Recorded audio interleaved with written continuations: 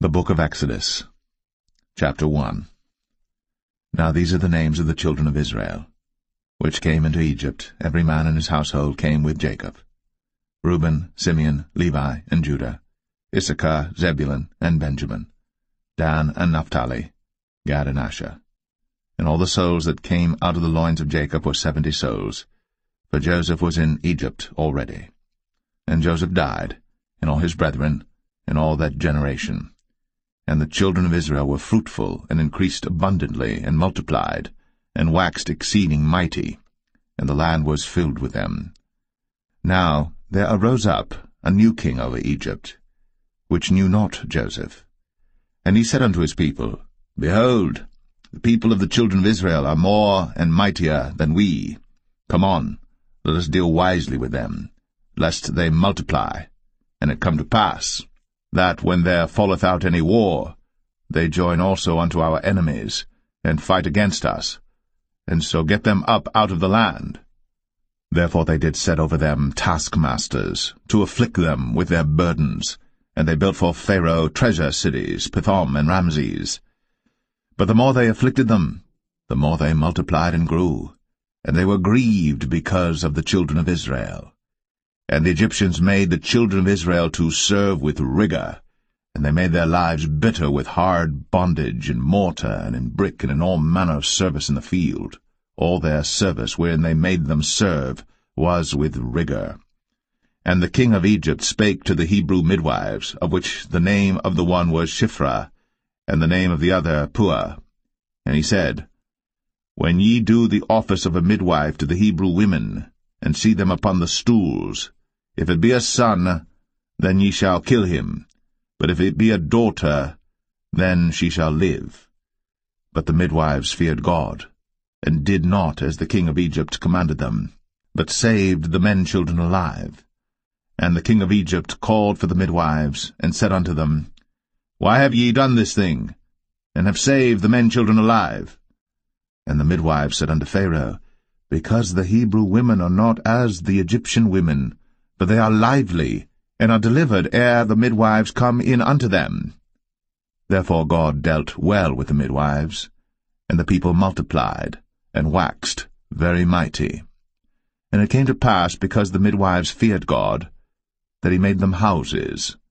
And Pharaoh charged all his people, saying, Every son that is born ye shall cast into the river, and every daughter ye shall save alive.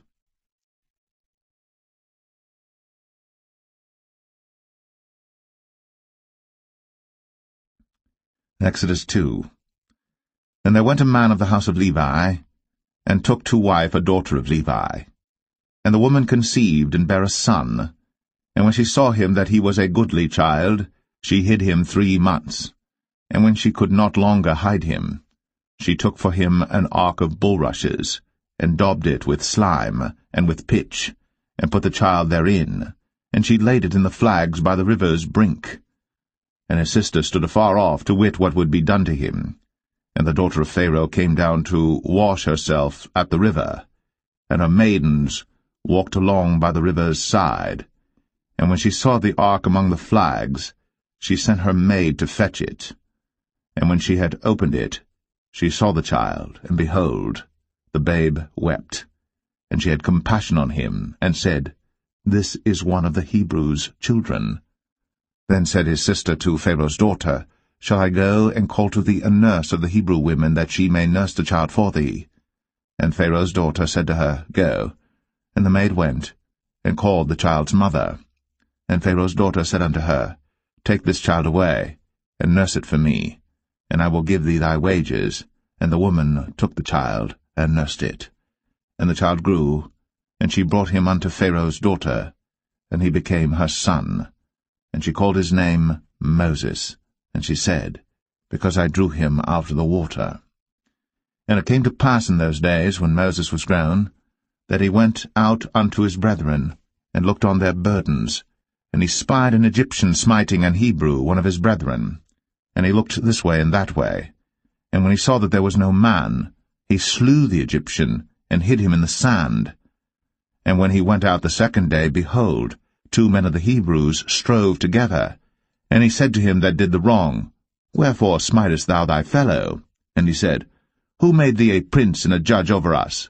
Intendest thou to kill me, as thou killedst the Egyptian? And Moses feared, and said, Surely this thing is known. Now when Pharaoh heard this thing, he sought to slay Moses. But Moses fled from the face of Pharaoh, and dwelt in the land of Midian, and he sat down by a well.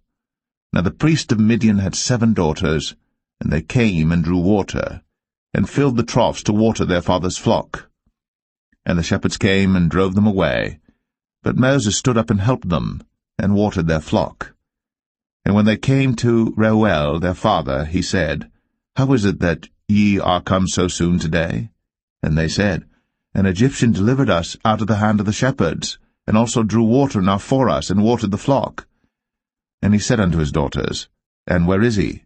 Why is it that ye have left the man? Call him, that he may eat bread. And Moses was content to dwell with the man. And he gave Moses Zipporah his daughter, and she bare him a son. And he called his name Gershom, for he said, I have been a stranger in a strange land. And it came to pass, in process of time, that the king of Egypt died, and the children of Israel sighed by reason of the bondage, and they cried, and their cry came up unto God by reason of the bondage. And God heard their groaning, and God remembered his covenant with Abraham, with Isaac, and with Jacob.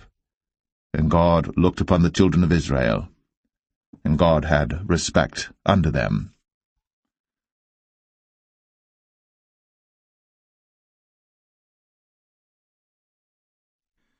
Exodus 3. Now Moses kept the flock of Jethro, his father-in-law, the priest of Midian. And he led the flock to the backside of the desert, and came to the mountain of God, even to Horeb. And the angel of the Lord appeared unto him in a flame of fire out of the midst of a bush. And he looked, and behold, the bush burned with fire, and the bush was not consumed. And Moses said, I will now turn aside and see this great sight, why the bush is not burnt. And when the Lord saw that he turned aside to see, God called unto him out of the midst of the bush, and said, Moses, Moses. And he said, Here am I. And he said, Draw not nigh hither. Put off thy shoes from off thy feet, for the place whereon thou standest is holy ground. Moreover, he said, I am the God of thy father, the God of Abraham, the God of Isaac, and the God of Jacob. And Moses hid his face, for he was afraid to look upon God. And the Lord said, I have surely seen the affliction of my people which are in Egypt, and have heard their cry by reason of their taskmasters. For I know their sorrows, and I am come down to deliver them out of the hand of the Egyptians, and to bring them up out of that land unto a good land, and a large, unto a land flowing with milk and honey, unto the place of the Canaanites, and the Hittites, and the Amorites, and the Perizzites, and the Hivites, and the Jebusites. Now therefore, behold, the cry of the children of Israel is come unto me, and I have also seen the oppression wherewith the Egyptians oppress them. Come now therefore, and I will send thee unto Pharaoh, that thou mayest bring forth my people, the children of Israel, out of Egypt. And Moses said unto God, Who am I, that I should go unto Pharaoh, and that I should bring forth the children of Israel out of Egypt? And he said, Certainly I will be with thee, and this shall be a token unto thee, that I have sent thee. When thou hast brought forth the people out of Egypt, ye shall serve God upon this mountain. And Moses said unto God, Behold, when I come unto the children of Israel, and shall say unto them, The God of your fathers has sent me unto you, and they shall say to me, What is his name? What shall I say unto them? And God said unto Moses, I am that I am. And he said, Thus shalt thou say unto the children of Israel, I am hath sent me unto you. And God said moreover unto Moses, Thus shalt thou say unto the children of Israel, The Lord God of your fathers, the God of Abraham, the God of Isaac, and the God of Jacob, hath sent me unto you. This is my name for ever, and this is my memorial unto all generations. Go and gather the elders of Israel together, and say unto them, The Lord God of your fathers, the God of Abraham, of Isaac, and of Jacob, appeared unto me, saying, I have surely visited you, and seen that which is done to you in Egypt. And I have said, I will bring you up out of the affliction of Egypt, unto the land of the Canaanites, and the Hittites, and the Amorites, and the Perizzites, and the Hivites, and the Jebusites, unto a land flowing with milk and honey.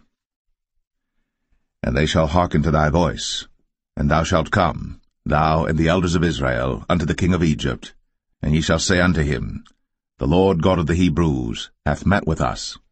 And now let us go, we beseech thee, 3 days' journey into the wilderness, that we may sacrifice to the Lord our God. And I am sure that the king of Egypt will not let you go, no, not by a mighty hand. And I will stretch out my hand, and smite Egypt with all my wonders which I will do in the midst thereof, and after that he will let you go. And I will give this people favor in the sight of the Egyptians, and it shall come to pass that, when ye go, ye shall not go empty. But every woman shall borrow of her neighbor, and of her that sojourneth in her house, jewels of silver, and jewels of gold, and raiment, and ye shall put them upon your sons, and upon your daughters, and ye shall spoil the Egyptians.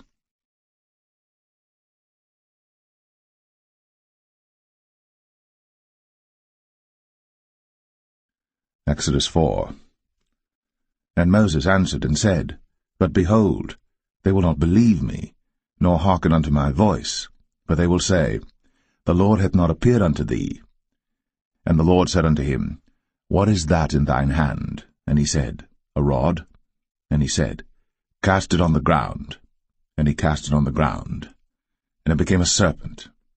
And Moses fled from before it.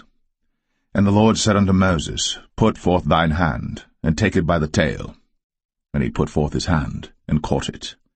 And it became a rod in his hand, that they may believe that the Lord God of their fathers, the God of Abraham, the God of Isaac, and the God of Jacob, hath appeared unto thee. And the Lord said furthermore unto him, Put now thine hand into thy bosom.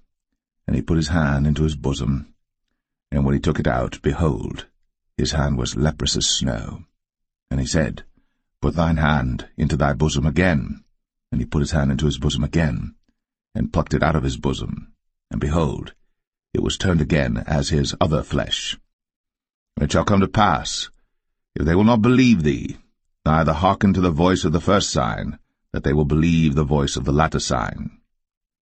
And it shall come to pass, if they will not believe also these 2 signs, neither hearken unto thy voice, that thou shalt take of the water of the river, and pour it upon the dry land, and the water which thou takest out of the river shall become blood upon the dry land. And Moses said unto the Lord, O my Lord, I am not eloquent, neither heretofore nor since thou hast spoken unto thy servant, but I am slow of speech and of a slow tongue. And the Lord said unto him, Who hath made man's mouth? Or who maketh the dumb, or deaf, or the seeing, or the blind? Have not I the Lord? Now therefore go, and I will be with thy mouth, and teach thee what thou shalt say. And he said, O my Lord, send, I pray thee, by the hand of him whom thou wilt send. And the anger of the Lord was kindled against Moses, and he said, Is not Aaron the Levite thy brother? I know that he can speak well, and also, behold, he cometh forth to meet thee. And when he seeth thee, he will be glad in his heart. And thou shalt speak unto him, and put words in his mouth. And I will be with thy mouth, and with his mouth, and will teach you what ye shall do. And he shall be thy spokesman unto the people, and he shall be, even he, shall be to thee instead of a mouth, and thou shalt be to him instead of God. And thou shalt take this rod in thine hand, wherewith thou shalt do signs. And Moses went, and returned to Jethro his father-in-law, and said unto him, Let me go, I pray thee, and return unto my brethren which are in Egypt, and see whether they be yet alive. And Jethro said to Moses, Go in peace. And the Lord said unto Moses in Midian, Go, return into Egypt, for all the men are dead which sought thy life.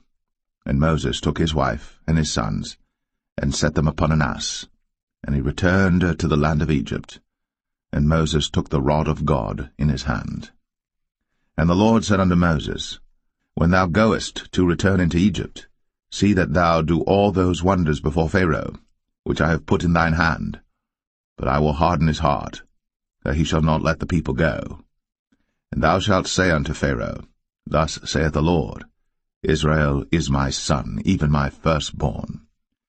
And I say unto thee, Let my son go, that he may serve me.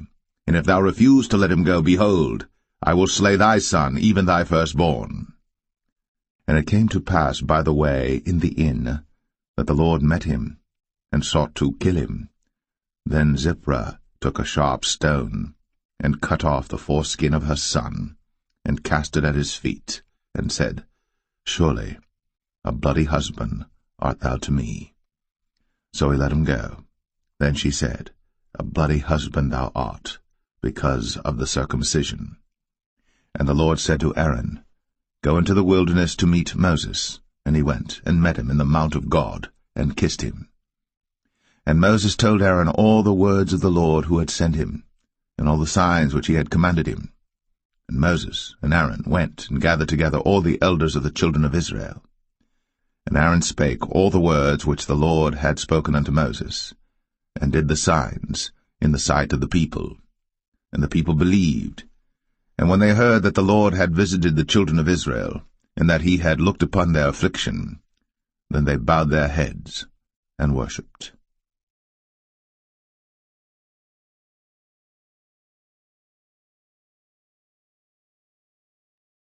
Exodus 5.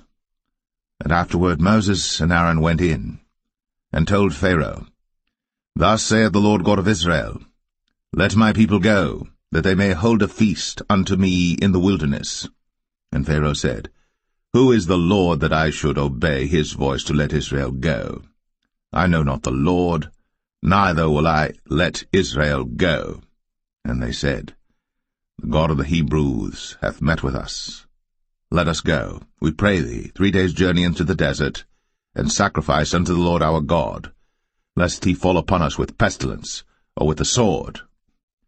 And the king of Egypt said unto them, Wherefore do ye, Moses and Aaron? Let the people from their works get you unto your burdens. And Pharaoh said, Behold, the people of the land now are many, and ye make them rest from their burdens. And Pharaoh commanded the same day the taskmasters of the people and their officers, saying, Ye shall no more give the people straw to make brick, as heretofore. Let them go and gather straw for themselves.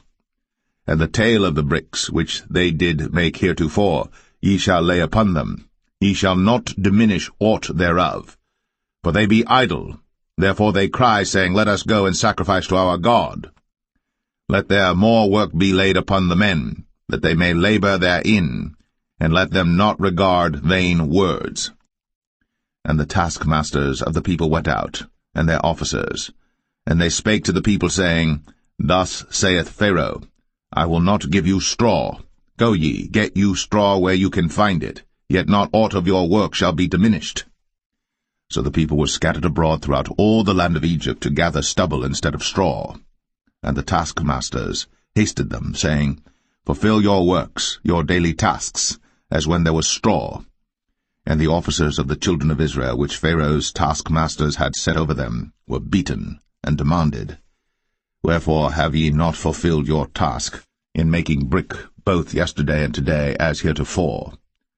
Then the officers of the children of Israel came and cried unto Pharaoh, saying, Wherefore dealest thou thus with thy servants? There is no straw given unto thy servants. And they say to us, Make brick. And behold, thy servants are beaten, but the fault is in thine own people. But he said, Ye are idle, ye are idle. Therefore ye say, Let us go and do sacrifice to the Lord. Go therefore now and work, for there shall no straw be given you. Yet shall ye deliver the tale of bricks. And the officers of the children of Israel did see that they were in evil case, after it was said, Ye shall not minish aught from your bricks of your daily task. And they met Moses and Aaron, who stood in the way, as they came forth from Pharaoh. And they said unto them, The Lord look upon you and judge, because ye have made our savour to be abhorred in the eyes of Pharaoh, and in the eyes of his servants, to put a sword in their hand to slay us. And Moses returned unto the Lord, and said, Lord, wherefore hast thou so evil entreated this people? Why is it that thou hast sent me? For since I came to Pharaoh to speak in thy name, he hath done evil to this people, neither hast thou delivered thy people at all.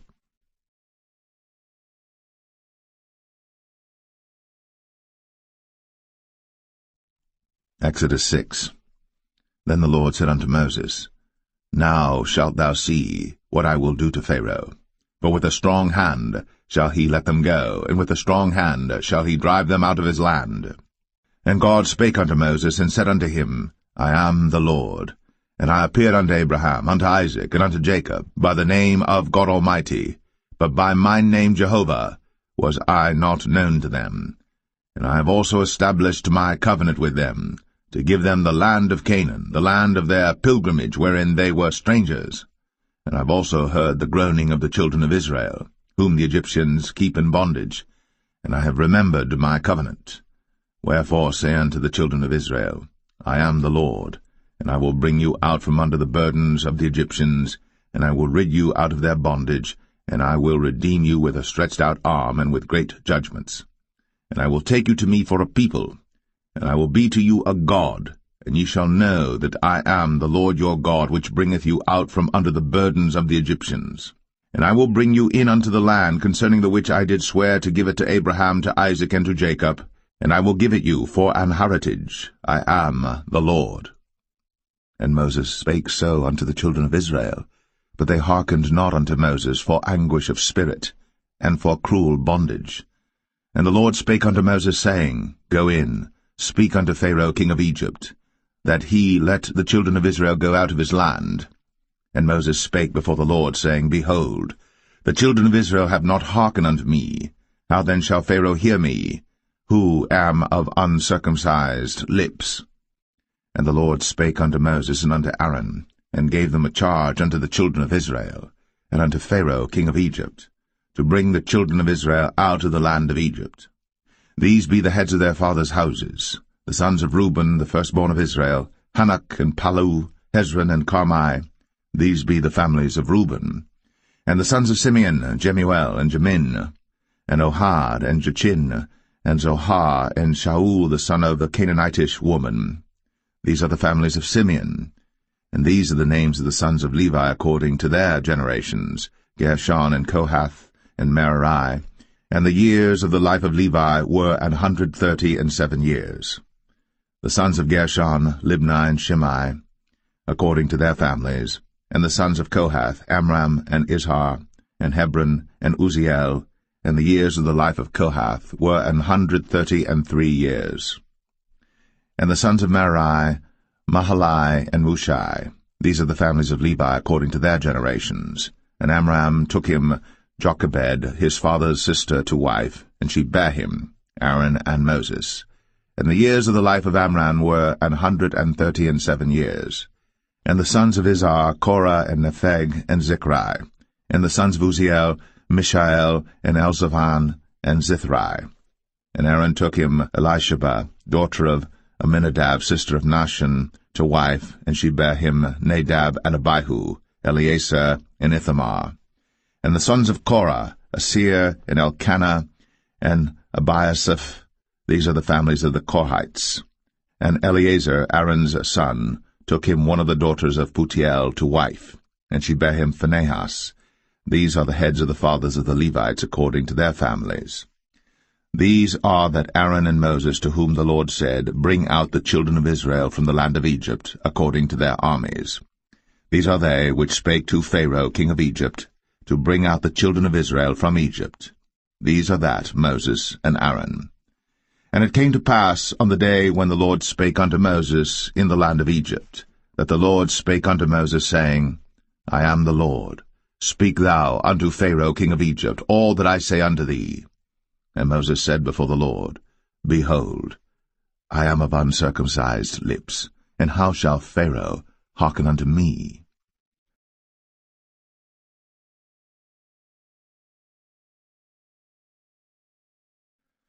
Exodus 7.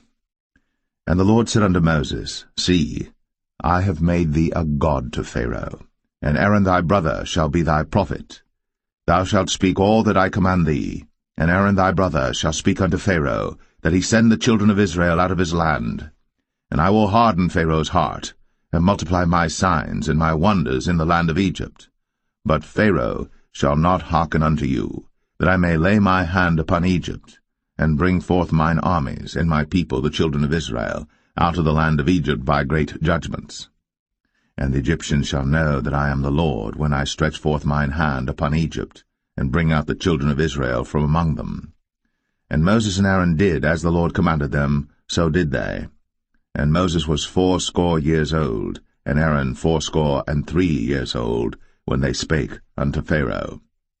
And the Lord spake unto Moses and unto Aaron, saying, When Pharaoh shall speak unto you, saying, Show a miracle for you, then thou shalt say unto Aaron, Take thy rod, and cast it before Pharaoh, and it shall become a serpent. And Moses and Aaron went in unto Pharaoh, and they did so as the Lord had commanded. And Aaron cast down his rod before Pharaoh, and before his servants, and it became a serpent. Then Pharaoh also called the wise men and the sorcerers. Now the magicians of Egypt they also did in like manner with their enchantments. For they cast down every man his rod, and they became serpents. But Aaron's rod swallowed up their rods. And he hardened Pharaoh's heart, that he hearkened not unto them, as the Lord had said. And the Lord said unto Moses, Pharaoh's heart is hardened, he refuseth to let the people go. Get thee unto Pharaoh in the morning. Lo, he goeth out unto the water, and thou shalt stand by the river's brink against he come. And the rod which was turned to a serpent shalt thou take in thine hand. And thou shalt say unto him, The Lord God of the Hebrews hath sent me unto thee, saying, Let my people go, that they may serve me in the wilderness. And behold, hitherto thou wouldest not hear. Thus saith the Lord, In this thou shalt know that I am the Lord. Behold, I will smite with the rod that is in mine hand upon the waters which are in the river, and they shall be turned to blood. And the fish that is in the river shall die, and the river shall stink, and the Egyptians shall loathe to drink of the water of the river. And the Lord spake unto Moses, Say unto Aaron, Take thy rod, and stretch out thine hand upon the waters of Egypt, upon their streams, upon their rivers, and upon their ponds, and upon all their pools of water, that they may become blood, and that there may be blood throughout all the land of Egypt, both in vessels of wood and in vessels of stone. And Moses and Aaron did so, as the Lord commanded. And he lifted up the rod, and smote the waters that were in the river, in the sight of Pharaoh, and in the sight of his servants, and all the waters that were in the river were turned to blood. And the fish that was in the river died, and the river stank, and the Egyptians could not drink of the water of the river, and there was blood throughout all the land of Egypt. And the magicians of Egypt did so with their enchantments, and Pharaoh's heart was hardened, neither did he hearken unto them, as the Lord had said. And Pharaoh turned and went into his house, neither did he set his heart to this also. And all the Egyptians digged around about the river for water to drink, for they could not drink of the water of the river. And 7 days were fulfilled. After that the Lord had smitten the river.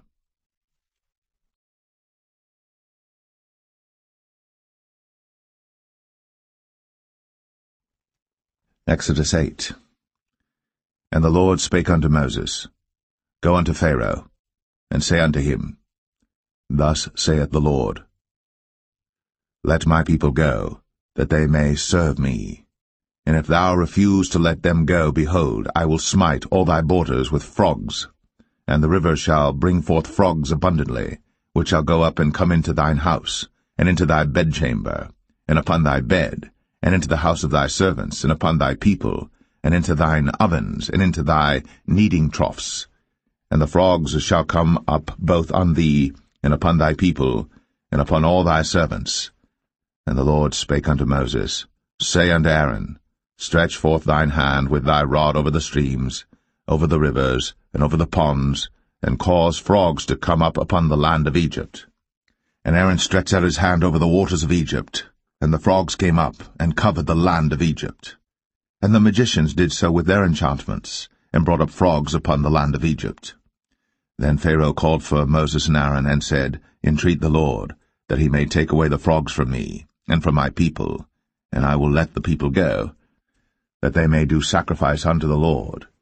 And Moses said unto Pharaoh, Glory over me. When shall I entreat for thee, and for thy servants, and for thy people, to destroy the frogs from thee, and thy houses, that they may remain in the river only? And he said, Tomorrow. And he said, Be it according to thy word, that thou mayest know that there is none like unto the Lord our God. And the frogs shall depart from thee, and from thy houses, and from thy servants, and from thy people, they shall remain in the river only. And Moses and Aaron went out from Pharaoh, and Moses cried unto the Lord because of the frogs, which he had brought against Pharaoh. And the Lord did according to the word of Moses, and the frogs died out of the houses, out of the villages, and out of the fields.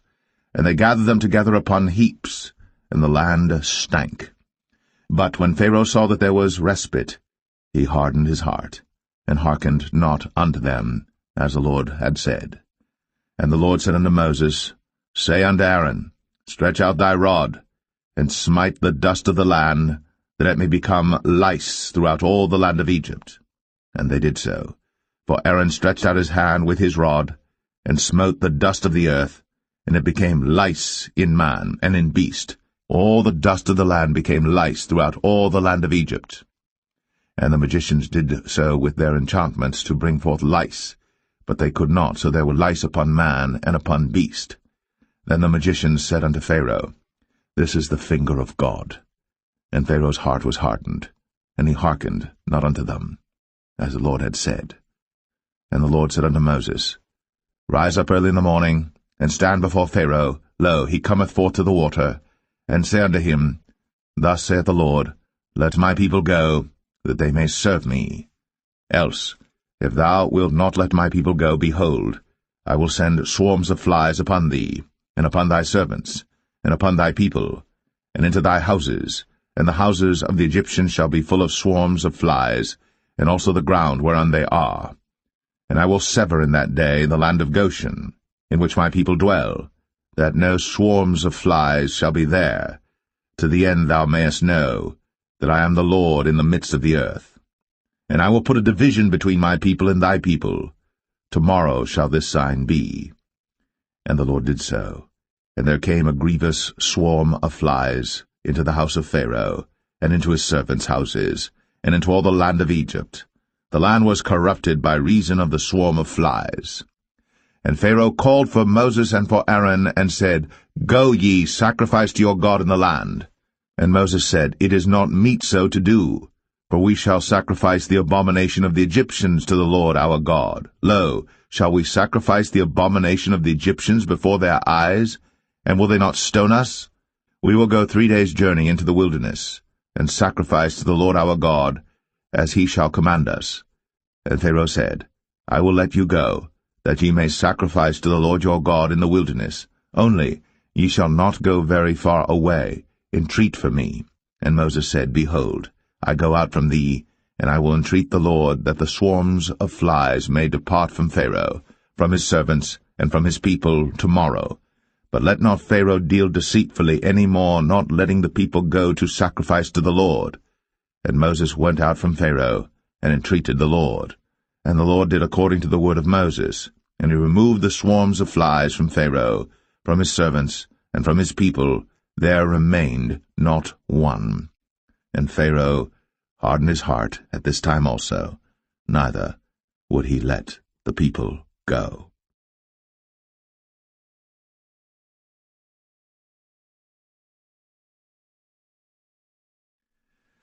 Exodus 9. Then the Lord said unto Moses, Go in unto Pharaoh, and tell him, Thus saith the Lord God of the Hebrews, Let my people go, that they may serve me. For if thou refuse to let them go, and wilt hold them still, behold, the hand of the Lord is upon thy cattle which is in the field, upon the horses, upon the asses, upon the camels, upon the oxen, and upon the sheep. There shall be a very grievous murrain. And the Lord shall sever between the cattle of Israel and the cattle of Egypt, and there shall nothing die of all that is the children's of Israel. And the Lord appointed a set time, saying, Tomorrow the Lord shall do this thing in the land. And the Lord did that thing on the morrow, and all the cattle of Egypt died, but of the cattle of the children of Israel died not one. And Pharaoh sent, and behold, there was not one of the cattle of the Israelites dead, and the heart of Pharaoh was hardened, and he did not let the people go.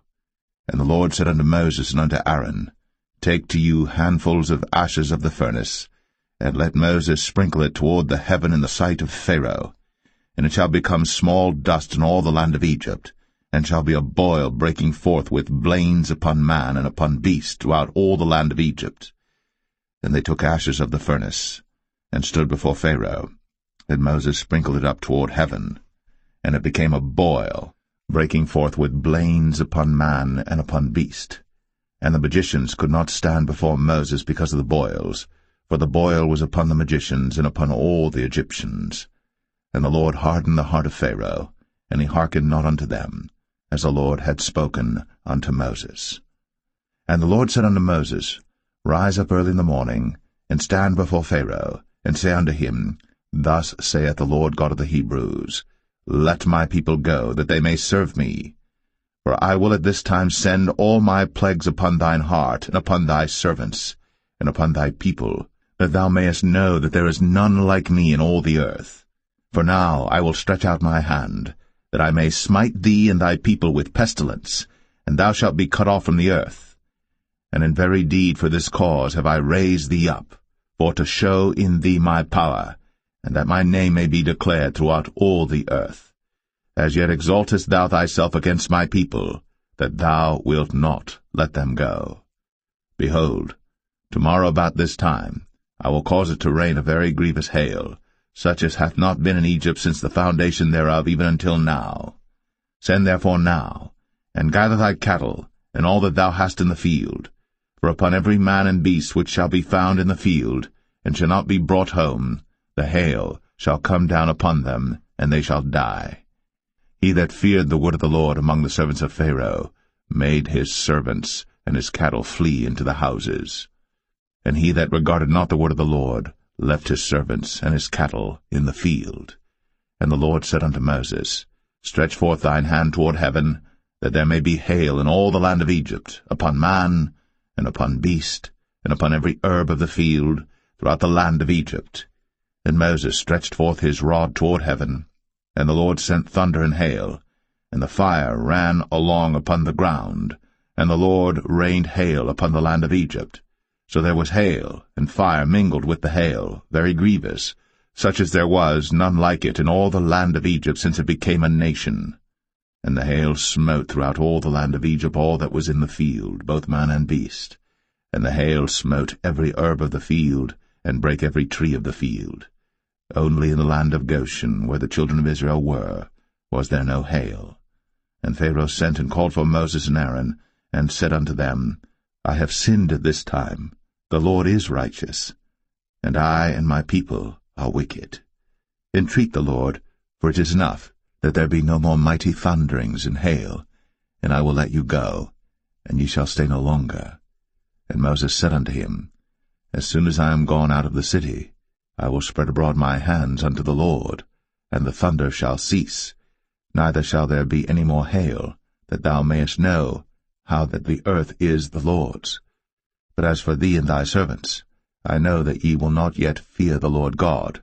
And the flax and the barley were smitten, for the barley was in the ear, and the flax was bold. But the wheat and the rye were not smitten, for they were not grown up.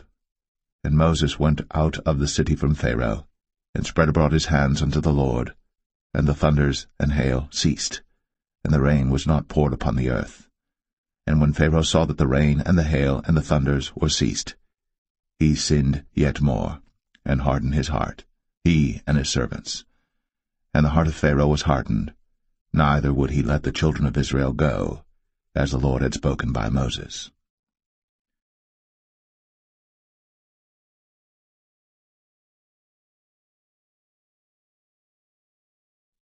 Exodus 10.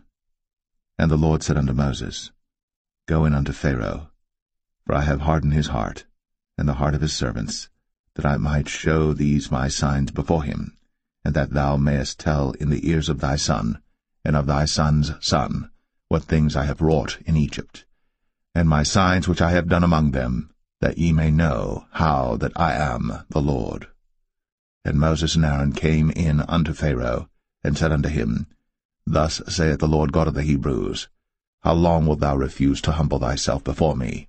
Let my people go, that they may serve me. Else, if thou refuse to let my people go, behold, tomorrow will I bring the locusts into thy coast. And they shall cover the face of the earth, that one cannot be able to see the earth. And they shall eat the residue of that which is escaped, which remaineth unto you from the hail, and shall eat every tree which groweth for you out of the field. And they shall fill thy houses, and the houses of all thy servants, and the houses of all the Egyptians, which neither thy fathers nor thy fathers' fathers have seen, since the day that they were upon the earth unto this day. And he turned himself, and went out from Pharaoh. And Pharaoh's servants said unto him, How long shall this man be a snare unto us? Let the men go, that they may serve the Lord their God. Knowest thou not yet that Egypt is destroyed? And Moses and Aaron were brought again unto Pharaoh, and he said unto them, Go, serve the Lord your God. But who are they that shall go?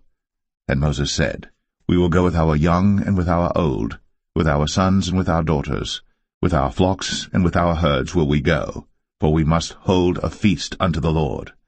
And he said unto them, Let the Lord be so with you, as I will let you go, and your little ones. Look to it, for evil is before you. Not so. Go now, ye that are men, and serve the Lord, for that ye did desire. And they were driven out from Pharaoh's presence. And the Lord said unto Moses, Stretch out thine hand over the land of Egypt for the locusts, that they may come up upon the land of Egypt, and eat every herb of the land, even all that the hail hath left. And Moses stretched forth his rod over the land of Egypt. And the Lord brought an east wind upon the land all that day, and all that night. And when it was morning, the east wind brought the locusts. And the locusts went up over all the land of Egypt, and rested in all the coasts of Egypt. Very grievous were they. Before them there were no such locusts as they, neither after them shall be such. For they covered the face of the whole earth, so that the land was darkened. And they did eat every herb of the land, and all the fruit of the trees which the hail had left. And there remained not any green thing in the trees, or in the herbs of the field, through all the land of Egypt. Then Pharaoh called for Moses and Aaron in haste, and he said, I have sinned against the Lord your God and against you. Now therefore forgive, I pray thee, my sin only this once, and entreat the Lord your God, that he may take away from me this death only. And he went out from Pharaoh, and entreated the Lord. And the Lord turned a mighty strong west wind, which took away the locusts, and cast them into the Red Sea. There remained not one locust in all the coasts of Egypt. But the Lord hardened Pharaoh's heart, so that he would not let the children of Israel go. And the Lord said unto Moses, Stretch out thine hand toward heaven, that there may be darkness over the land of Egypt, even darkness which may be felt. And Moses stretched forth his hand toward heaven, and there was a thick darkness in all the land of Egypt 3 days. They saw not one another, neither rose any from his place for 3 days. But all the children of Israel had light in their dwellings. And Pharaoh called unto Moses, and said, Go ye, serve the Lord. Only let your flocks and your herds be stayed. Let your little ones also go with you. And Moses said, Thou must give us also sacrifices and burnt offerings, that we may sacrifice unto the Lord our God. Our cattle also shall go with us. There shall not an hoof be left behind, for thereof must we take to serve the Lord our God, and we know not with what we must serve the Lord until we come thither. But the Lord hardened Pharaoh's heart, and he would not let them go. And Pharaoh said unto him, Get thee from me, take heed to thyself, see my face no more, for in that day thou seest my face, thou shalt die. And Moses said, Thou hast spoken well. I will see thy face again no more.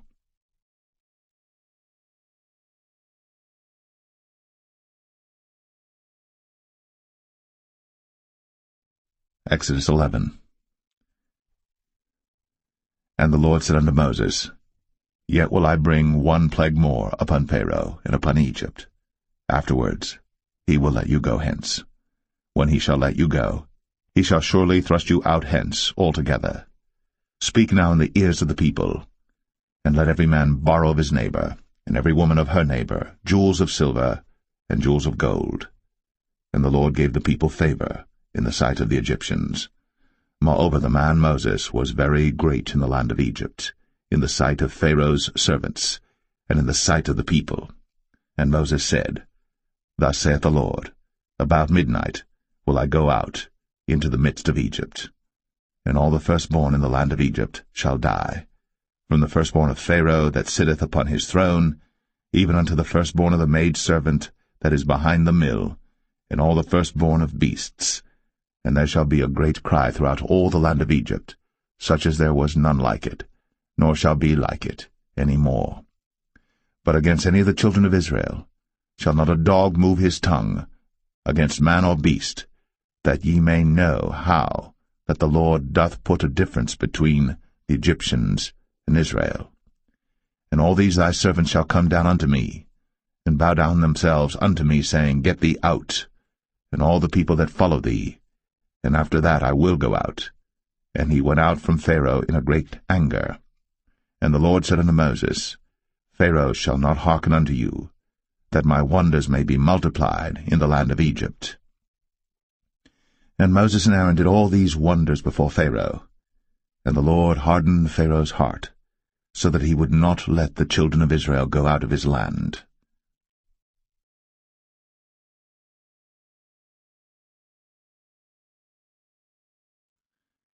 Exodus 12. And the Lord spake unto Moses and Aaron in the land of Egypt, saying, This month shall be unto you the beginning of months. It shall be the first month of the year to you. Speak ye unto all the congregation of Israel, saying, In the 10th day of this month they shall take to them every man a lamb, according to the house of their fathers, a lamb for an house. And if the household be too little for the lamb, let him and his neighbor next unto his house take it according to the number of the souls. Every man according to his eating shall make your count for the lamb. Your lamb shall be without blemish, a male of the first year. Ye shall take it out from the sheep or from the goats. And ye shall keep it up until the 14th day of the same month. And the whole assembly of the congregation of Israel shall kill it in the evening. And they shall take of the blood, and strike it on the 2 side posts, and on the upper door post of the houses wherein they shall eat it. And they shall eat the flesh in that night, roast with fire, and unleavened bread, and with bitter herbs they shall eat it. Eat not of it raw, nor sodden it all with water, but roast with fire, his head with his legs, and with the purtenance thereof. And ye shall let nothing of it remain until the morning. And that which remaineth of it until the morning ye shall burn with fire. And thus shall ye eat it, with your loins girded, your shoes on your feet, and your staff in your hand, and ye shall eat it in haste. It is the Lord's Passover. For I will pass through the land of Egypt this night, and will smite all the firstborn in the land of Egypt, both man and beast, and against all the gods of Egypt I will execute judgment. I am the Lord. And the blood shall be to you for a token upon the houses where ye are. And when I see the blood, I will pass over you, and the plague shall not be upon you to destroy you, when I smite the land of Egypt. And this day shall be unto you for a memorial, and ye shall keep it a feast to the Lord throughout your generations. Ye shall keep it a feast by an ordinance for ever. 7 days shall ye eat unleavened bread. Even the first day ye shall put away leaven out of your houses. For whosoever eateth leavened bread from the first day until the 7th day, that soul shall be cut off from Israel. And in the first day there shall be an holy convocation, and in the 7th day there shall be an holy convocation to you. No manner of work shall be done in them, save that which every man must eat, that only may be done of you. And ye shall observe the feast of unleavened bread. For in this selfsame day have I brought your armies out of the land of Egypt. Therefore shall ye observe this day in your generations by an ordinance for ever. In the 1st month, on the 14th day of the month at even, Ye shall eat unleavened bread, until the 21st day of the month at even. 7 days shall there be no leaven found in your houses.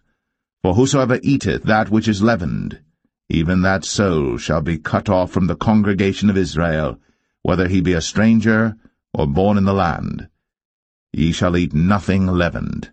In all your habitations shall ye eat unleavened bread. Then Moses called for all the elders of Israel, and said unto them, Draw out, and take you a lamb according to your families, and kill the Passover. And ye shall take a bunch of hyssop, and dip it in the blood that is in the basin, and strike the lintel and the 2 side posts with the blood that is in the basin, and none of you shall go out at the door of his house until the morning. For the Lord will pass through to smite the Egyptians. And when he seeth the blood upon the lintel, and on the 2 side posts, the Lord will pass over the door, and will not suffer the destroyer to come in unto your houses to smite you.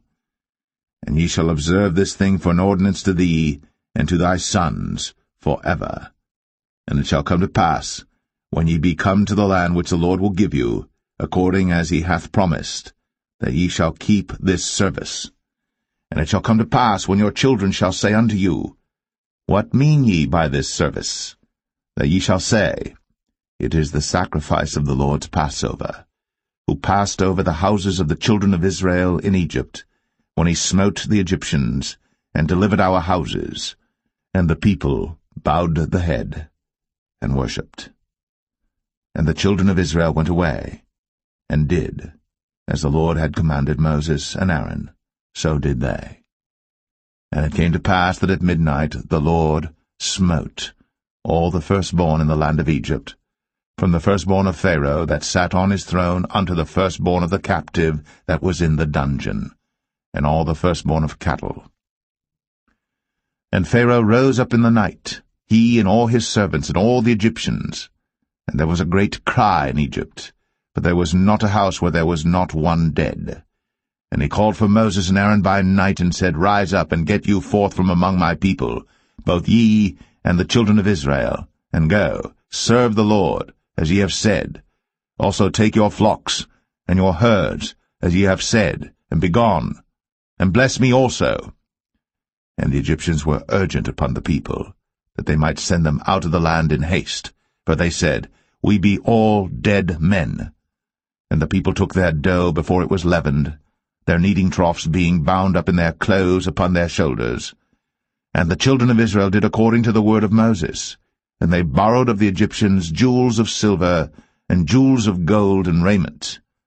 And the Lord gave the people favor in the sight of the Egyptians, so that they lent unto them such things as they required, and they spoiled the Egyptians.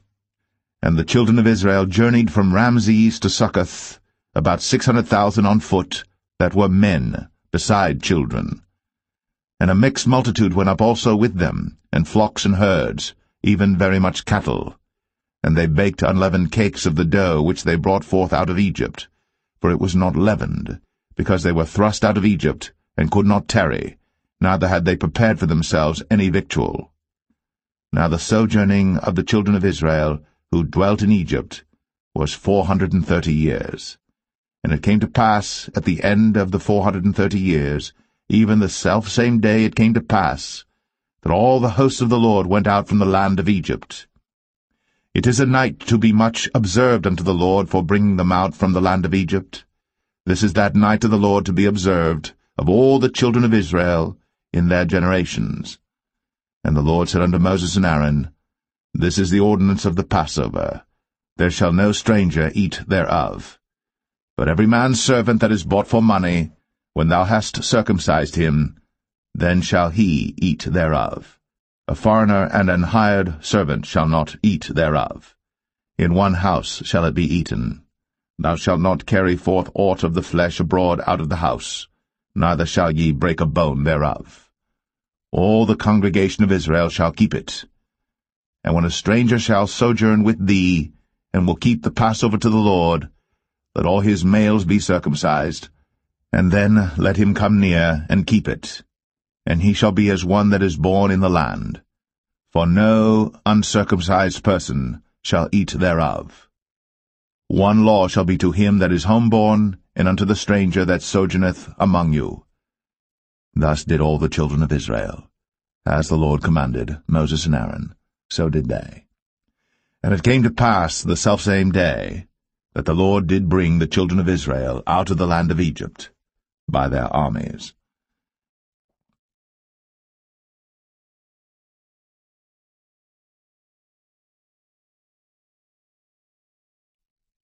Exodus 13. And the Lord spake unto Moses, saying, Sanctify unto me all the firstborn, whatsoever openeth the womb among the children of Israel, both of man and of beast, it is mine.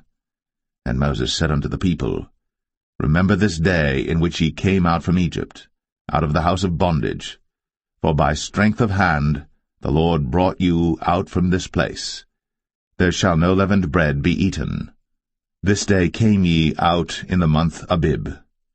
And it shall be, when the Lord shall bring thee into the land of the Canaanites, and the Hittites, and the Amorites, and the Hivites, and the Jebusites, which he sware unto thy fathers to give thee, a land flowing with milk and honey, that thou shalt keep this service in this month. 7 days thou shalt eat unleavened bread, and in the 7th day shall be a feast to the Lord.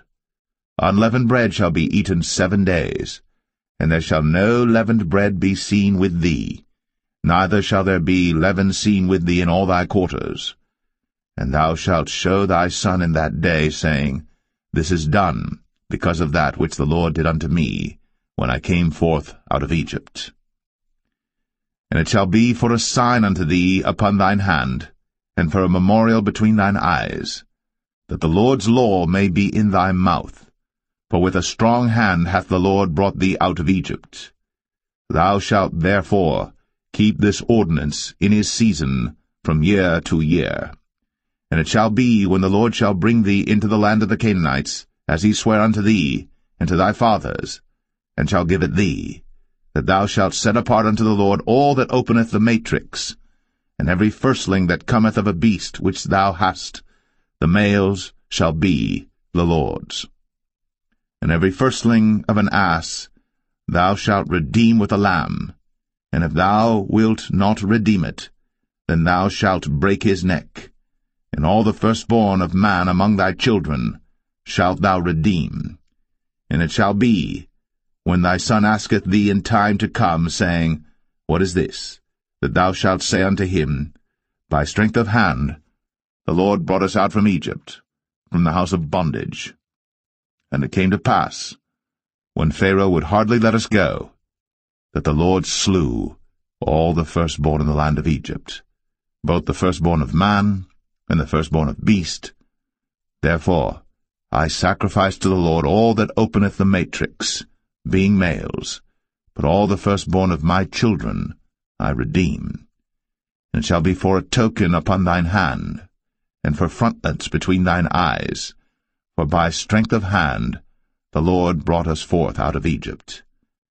And it came to pass, when Pharaoh had let the people go, that God led them not through the way of the land of the Philistines, although that was near, for God said, Lest peradventure the people repent when they see war, and they return to Egypt. But God led the people about through the way of the wilderness of the Red Sea, and the children of Israel went up harnessed out of the land of Egypt.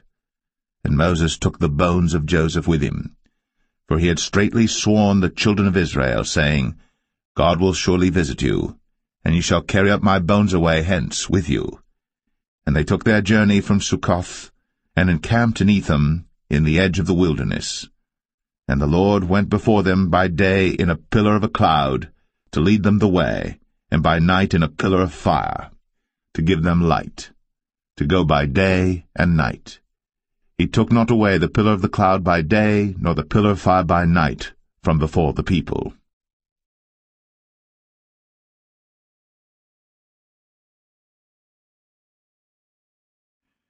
Exodus 14. And the Lord spake unto Moses, saying, Speak unto the children of Israel, that they turn and encamp before Pi-hahiroth, between Migdol and the sea, over against Baal-zephon. Before it shall ye encamp by the sea. For Pharaoh will say of the children of Israel, They are entangled in the land. The wilderness hath shut them in. And I will harden Pharaoh's heart, that he shall follow after them.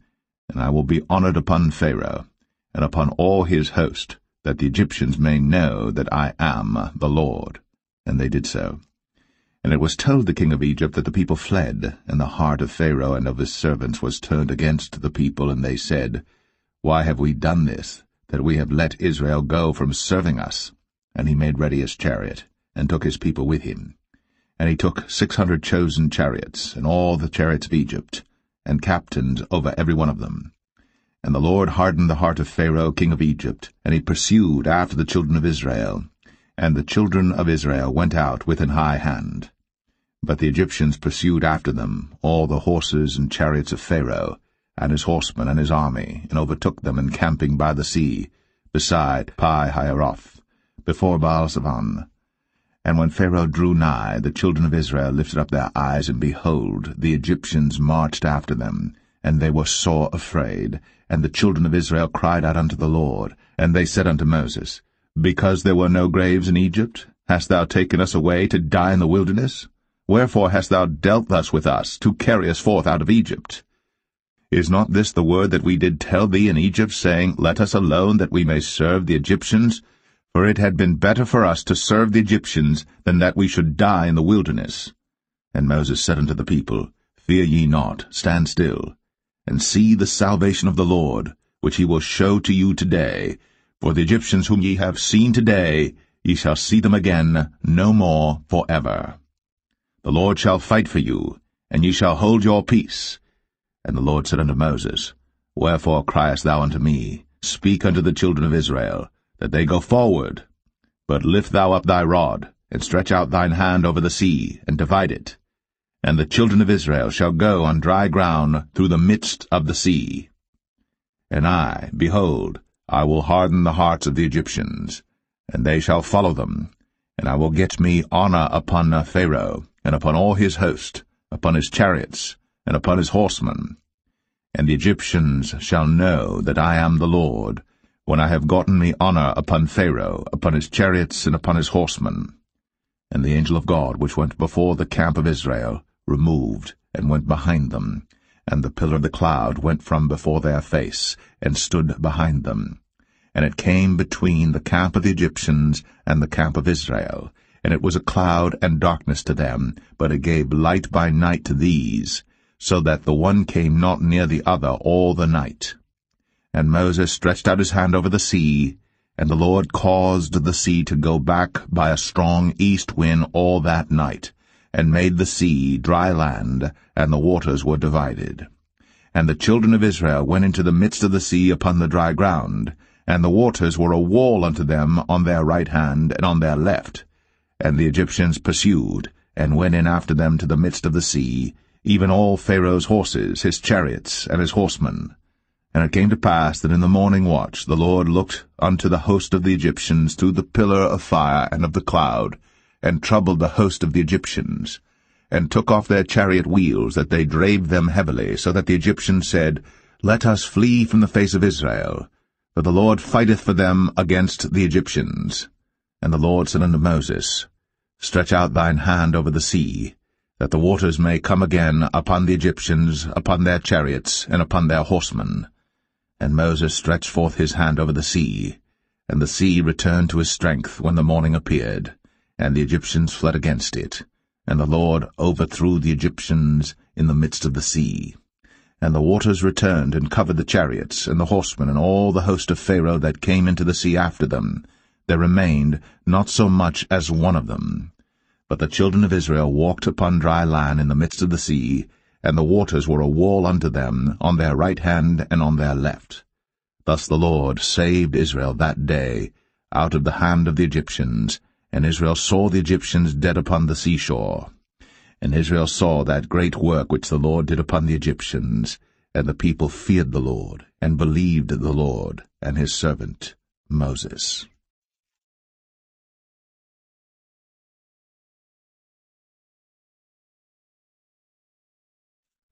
Exodus 15. Then sang Moses and the children of Israel this song unto the Lord, and spake, saying, I will sing unto the Lord, for he hath triumphed gloriously. The horse and his rider hath he thrown into the sea. The Lord is my strength and song, and he is become my salvation. He is my God, and I will prepare him an habitation, my father's God, and I will exalt him. The Lord is a man of war, the Lord is his name. Pharaoh's chariots and his host hath he cast into the sea. His chosen captains also are drowned in the Red Sea. The depths have covered them, they sank into the bottom as a stone. Thy right hand, O Lord, is become glorious in power. Thy right hand, O Lord, hath dashed in pieces the enemy. And in the greatness of thine excellency thou hast overthrown them that rose up against thee. Thou sentest forth thy wrath, which consumed them as stubble. And with the blast of thy nostrils the waters were gathered together. The floods stood upright as an heap, and the depths were congealed in the heart of the sea. The enemy said, I will pursue, I will overtake, I will divide the spoil. My lust shall be satisfied upon them. I will draw my sword, my hand shall destroy them. Thou didst blow with thy wind, the sea covered them. They sank as lead in the mighty waters. Who is like unto thee, O Lord, among the gods? Who is like thee, glorious in holiness, fearful in praises, doing wonders? Thou stretchest out thy right hand, the earth swallowed them. Thou in thy mercy hast led forth the people which thou hast redeemed. Thou hast guided them in thy strength unto thy holy habitation. The people shall hear and be afraid. Sorrow shall take hold on the inhabitants of Palestina. Then the dukes of Edom shall be amazed. The mighty men of Moab, trembling, shall take hold upon them. All the inhabitants of Canaan shall melt away. Fear and dread shall fall upon them.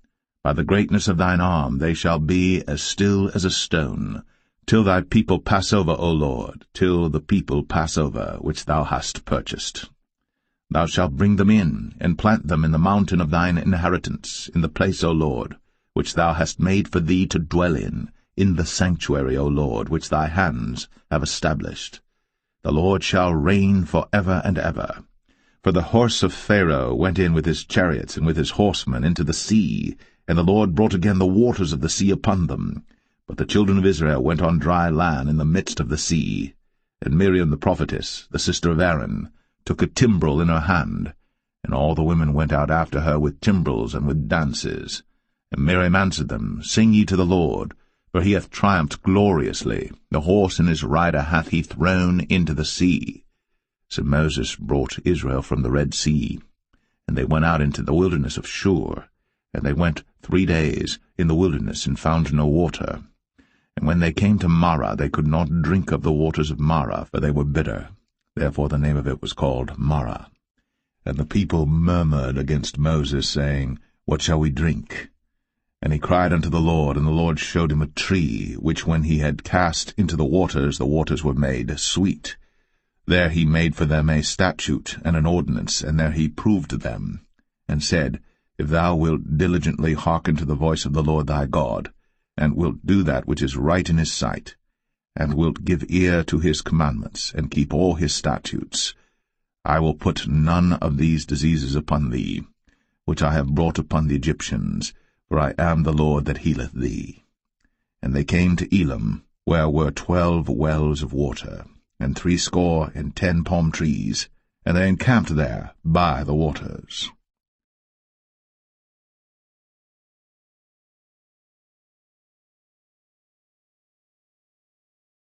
Exodus 16. And they took their journey from Elim, and all the congregation of the children of Israel came unto the wilderness of Sin, which is between Elim and Sinai, on the 15th day of the 2nd month, after their departing out of the land of Egypt. And the whole congregation of the children of Israel murmured against Moses and Aaron in the wilderness.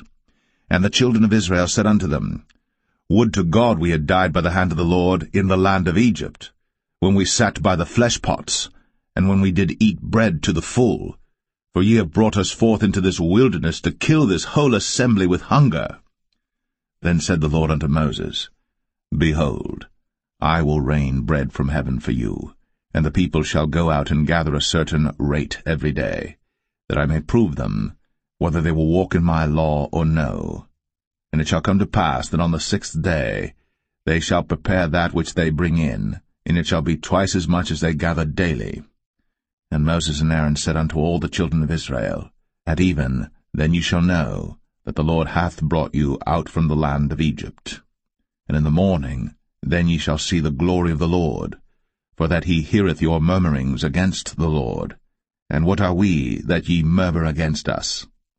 And Moses said, This shall be when the Lord shall give you in the evening flesh to eat, and in the morning bread to the full, for that the Lord heareth your murmurings, which ye murmur against him. And what are we? Your murmurings are not against us, but against the Lord. And Moses spake unto Aaron, Say unto all the congregation of the children of Israel, Come near before the Lord, for he hath heard your murmurings. And it came to pass, as Aaron spake unto the whole congregation of the children of Israel, that they looked toward the wilderness, and behold, the glory of the Lord appeared in the cloud. And the Lord spake unto Moses, saying, I have heard the murmurings of the children of Israel. Speak unto them, saying, At even ye shall eat flesh, and in the morning ye shall be filled with bread, and ye shall know that I am the Lord your God. And it came to pass, that at even the quails came up, and covered the camp, and in the morning the dew lay round about the host. And when the dew that lay was gone up, behold, upon the face of the wilderness there lay a small round thing, as small as the hoarfrost on the ground. And when the children of Israel saw it, they said one to another, It is manna, for they wist not what it was. And Moses said unto them, This is the bread which the Lord hath given you to eat. This is the thing which the Lord hath commanded. Gather of it every man according to his eating, an omer for every man according to the number of your persons. Take ye every man for them which are in his tents. And the children of Israel did so, and gathered some more, some less. And when they did meet it with an omer, he that gathered much had nothing over, and he that gathered little had no lack. They gathered every man according to his eating. And Moses said, Let no man leave of it till the morning. Notwithstanding they hearkened not unto Moses, but some of them left of it until the morning. And it bred worms, and stank. And Moses was wroth with them. And they gathered it every morning, every man according to his eating. And when the sun waxed hot, it melted. And it came to pass that on the 6th day they gathered twice as much bread, 2 omers for one man. And all the rulers of the congregation came and told Moses. And he said unto them, This is that which the Lord hath said. Tomorrow is the rest of the holy Sabbath unto the Lord. Bake that which ye shall bake today, and seethe that ye will seethe, and that which remaineth over lay up for you to be kept until the morning.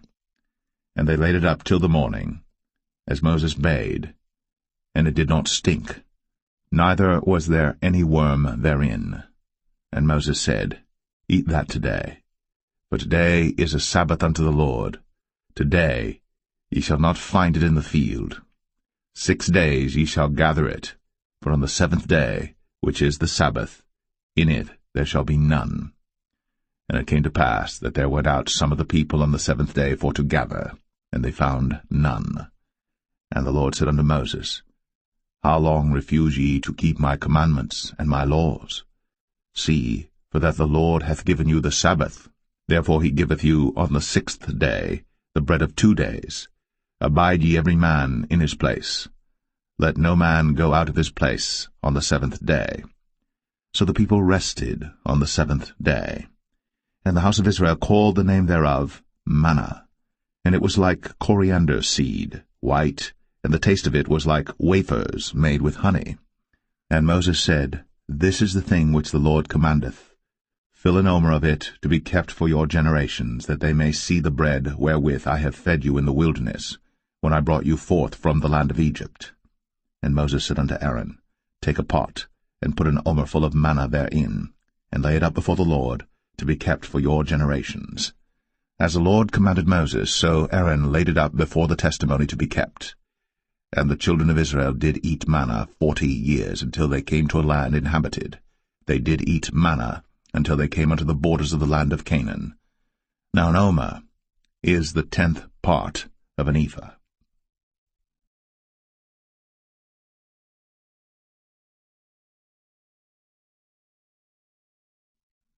Exodus 17.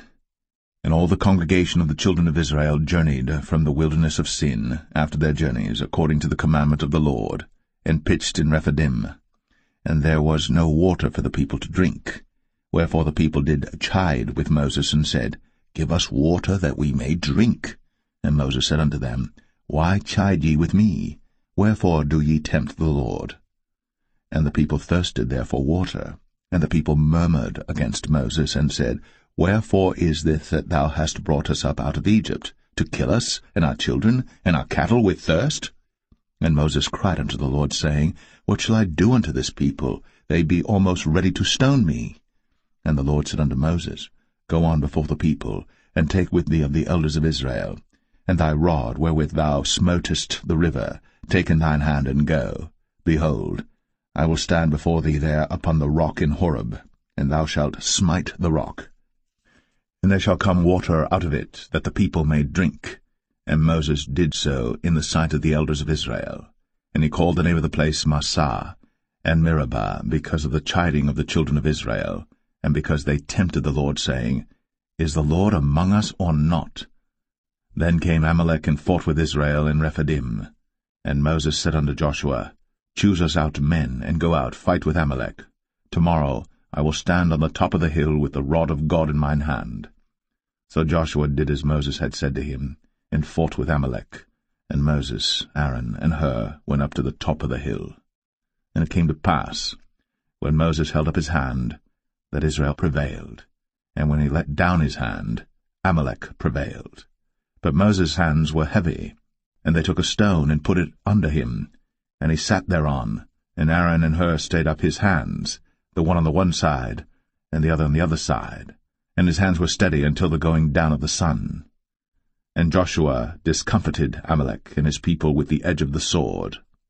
And the Lord said unto Moses, Write this for a memorial in a book, and rehearse it in the ears of Joshua, for I will utterly put out the remembrance of Amalek from under heaven. And Moses built an altar, and called the name of it Jehovah Nissi. For he said, Because the Lord has sworn that the Lord will have war with Amalek from generation to generation.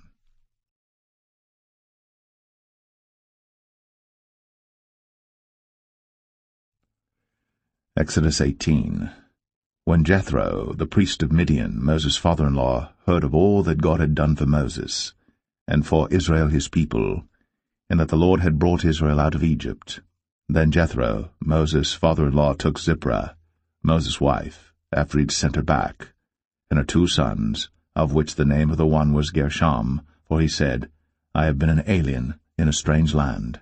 And the name of the other was Eleazar, for the God of my father, said he, was mine help, and delivered me from the sword of Pharaoh. And Jethro, Moses' father-in-law, came with his sons and his wife unto Moses into the wilderness, where he encamped at the mount of God. And he said unto Moses, I thy father-in-law Jethro am come unto thee, and thy wife and her 2 sons with her. And Moses went out to meet his father-in-law, and did obeisance, and kissed him. And they asked each other of their welfare, and they came into the tent. And Moses told his father-in-law all that the Lord had done unto Pharaoh and to the Egyptians for Israel's sake, and all the travail that had come upon them by the way, and how the Lord delivered them.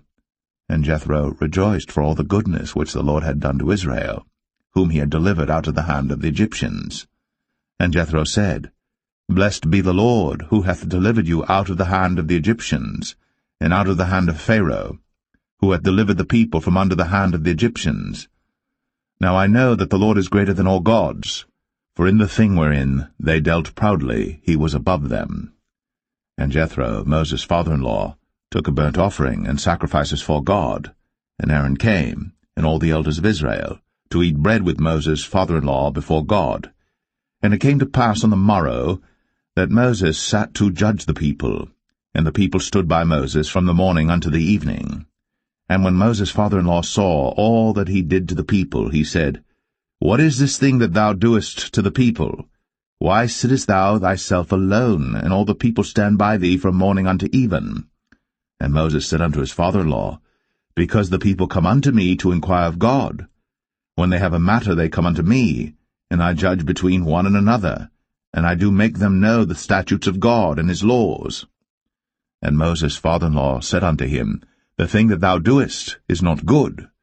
Thou wilt surely wear away, both thou and this people that is with thee. For this thing is too heavy for thee. Thou art not able to perform it thyself alone. Hearken now unto my voice. I will give thee counsel, and God shall be with thee.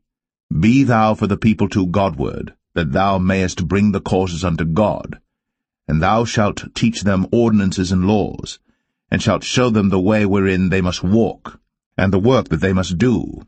Moreover, thou shalt provide out of all the people able men, such as fear God, men of truth, hating covetousness, and place such over them to be rulers of thousands, and rulers of hundreds, rulers of 50s, and rulers of 10s.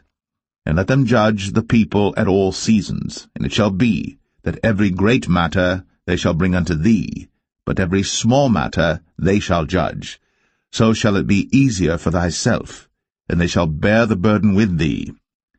If thou shalt do this thing, and God command thee so, then thou shalt be able to endure, and all this people shall also go to their place in peace. So Moses hearkened to the voice of his father-in-law, and did all that he had said. And Moses chose able men out of all Israel, and made them heads over the people, rulers of thousands, rulers of hundreds, rulers of 50s, and rulers of 10s. And they judged the people at all seasons. The hard causes they brought unto Moses, but every small matter they judged themselves. And Moses let his father-in-law depart, and he went his way into his own land.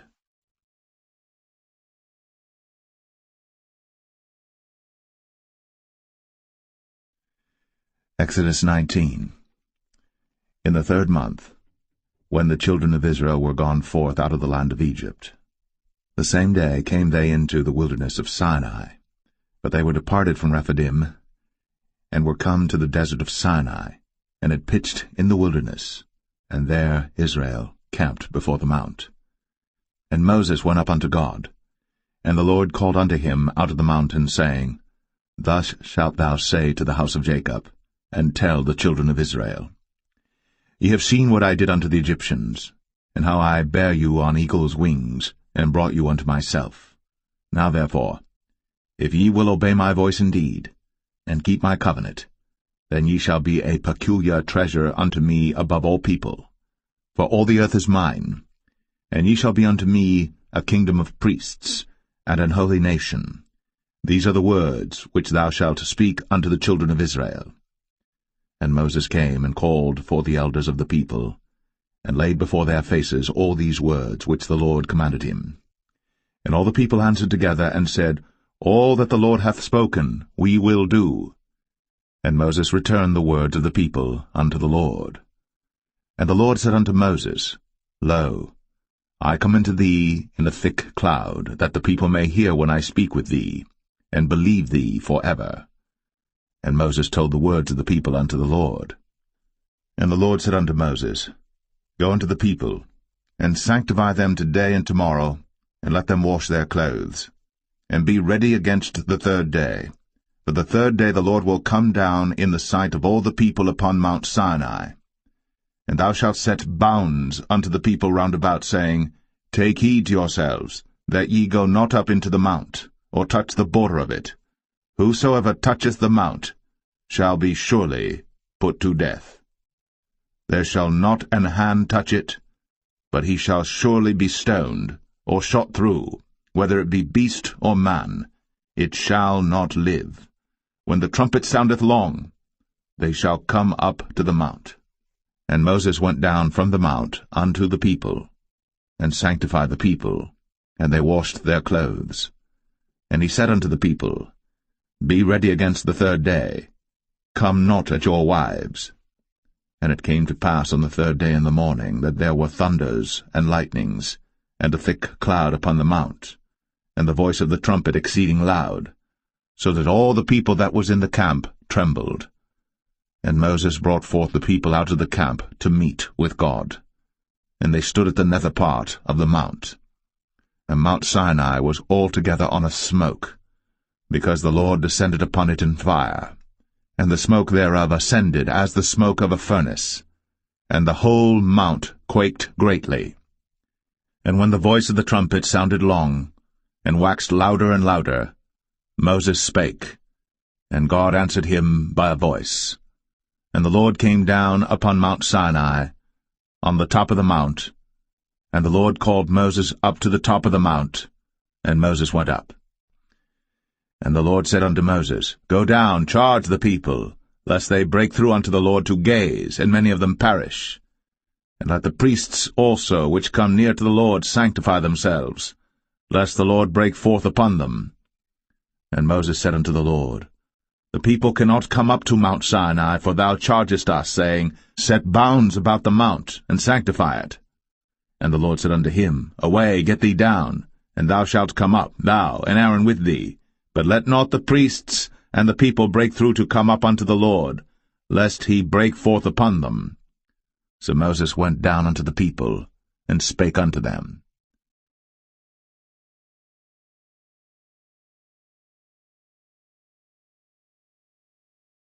Exodus 20. And God spake all these words, saying, I am the Lord thy God, which have brought thee out of the land of Egypt, out of the house of bondage. Thou shalt have no other gods before me. Thou shalt not make unto thee any graven image, or any likeness of any thing that is in heaven above, or that is in the earth beneath, or that is in the water under the earth.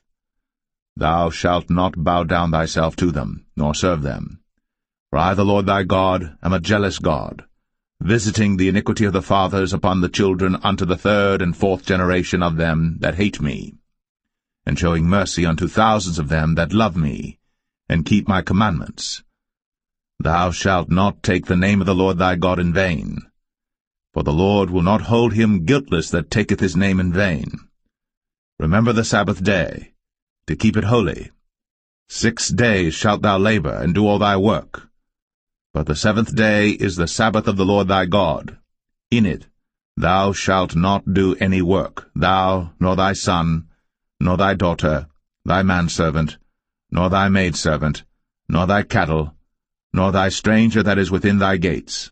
For in 6 days the Lord made heaven and earth, the sea, and all that in them is, and rested the seventh day. Wherefore the Lord blessed the Sabbath day, and hallowed it. Honor thy father and thy mother, that thy days may be long upon the land which the Lord thy God giveth thee. Thou shalt not kill. Thou shalt not commit adultery. Thou shalt not steal. Thou shalt not bear false witness against thy neighbor. Thou shalt not covet thy neighbor's house. Thou shalt not covet thy neighbor's wife, nor his manservant, nor his maidservant, nor his ox, nor his ass, nor anything that is thy neighbor's. And all the people saw the thunderings, and the lightnings, and the noise of the trumpet, and the mountain smoking. And when the people saw it, they removed, and stood afar off. And they said unto Moses, Speak thou with us, and we will hear, but let not God speak with us, lest we die.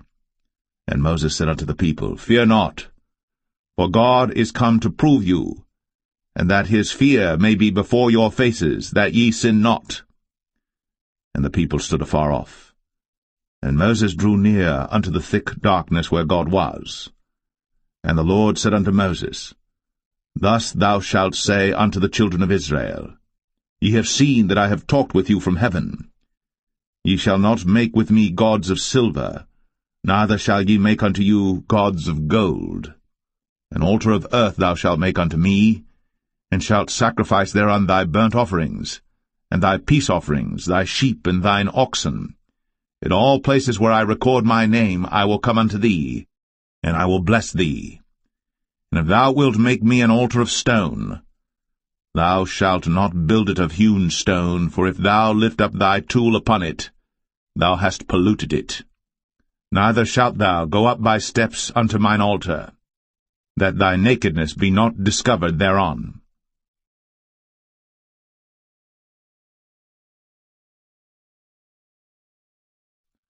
Exodus 21.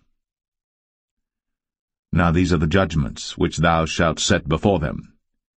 If thou buy an Hebrew servant, 6 years he shall serve, and in the 7th he shall go out free for nothing.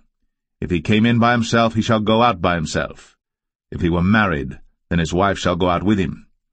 If his master have given him a wife, and she have borne him sons or daughters, the wife and her children shall be her master's, and he shall go out by himself.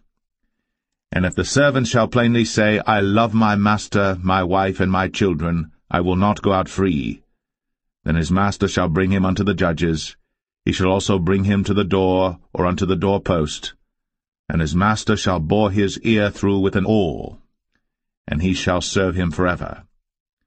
And if a man sell his daughter to be a maidservant, she shall not go out as the men servants do. If she please not her master, who hath betrothed her to himself, then shall he let her be redeemed, to sell her unto a strange nation. He shall have no power, seeing he hath dealt deceitfully with her. And if he have betrothed her unto his son, he shall deal with her after the manner of daughters. If he take him another wife, her food, her raiment, and her duty of marriage, shall he not diminish? And if he do not these 3 unto her, then shall she go out free without money. He that smiteth a man so that he die shall be surely put to death. And if a man lie not in wait, but God deliver him into his hand, then I will appoint thee a place whither he shall flee. But if a man come presumptuously upon his neighbor, to slay him with guile, thou shalt take him from mine altar, that he may die. And he that smiteth his father or his mother shall be surely put to death. And he that stealeth a man, and selleth him, or if he be found in his hand, he shall surely be put to death. And he that curseth his father or his mother shall surely be put to death. And if men strive together, and one smite another with a stone, or with his fist, and he die not, but keepeth his bed, if he rise again and walk abroad upon his staff, then shall he that smote him be quit, only he shall pay for the loss of his time, and shall cause him to be thoroughly healed. And if a man smite his servant or his maid with a rod, and he die under his hand, he shall be surely punished. Notwithstanding, if he continue a day or 2, he shall not be punished, for he is his money. If men strive and hurt a woman with child, so that her fruit depart from her, and yet no mischief follow, he shall be surely punished, according as the woman's husband will lay upon him, and he shall pay as the judges determine. And if any mischief follow, then thou shalt give life for life, eye for eye, tooth for tooth, hand for hand, foot for foot, burning for burning, wound for wound, stripe for stripe. And if a man smite the eye of his servant, or the eye of his maid, that it perish, he shall let him go free for his eye's sake. And if he smite out his manservant's tooth, or his maidservant's tooth, he shall let him go free for his tooth's sake. If an ox gore a man or a woman, that they die, then the ox shall be surely stoned, and his flesh shall not be eaten, but the owner of the ox shall be quit. But if the ox were wont to push with his horn in time past, and hath been testified to his owner, and he hath not kept him in, but that he hath killed a man or a woman, the ox shall be stoned, and his owner also shall be put to death. If there be laid on him a sum of money, then he shall give for the ransom of his life whatsoever is laid upon him, whether he have gored a son, or have gored a daughter, according to this judgment shall it be done unto him. If the ox shall push a manservant or a maidservant, he shall give unto their master 30 shekels of silver, and the ox shall be stoned. And if a man shall open a pit, or if a man shall dig a pit, and not cover it, and an ox or an ass fall therein, the owner of the pit shall make it good, and give money unto the owner of them, and the dead beast shall be his. And if one man's ox hurt another's, that he die, then they shall sell the live ox, and divide the money of it. and the dead ox also they shall divide. For if it be known that the ox hath used to push in time past, and his owner hath not kept him in, he shall surely pay ox for ox, and the dead shall be his own.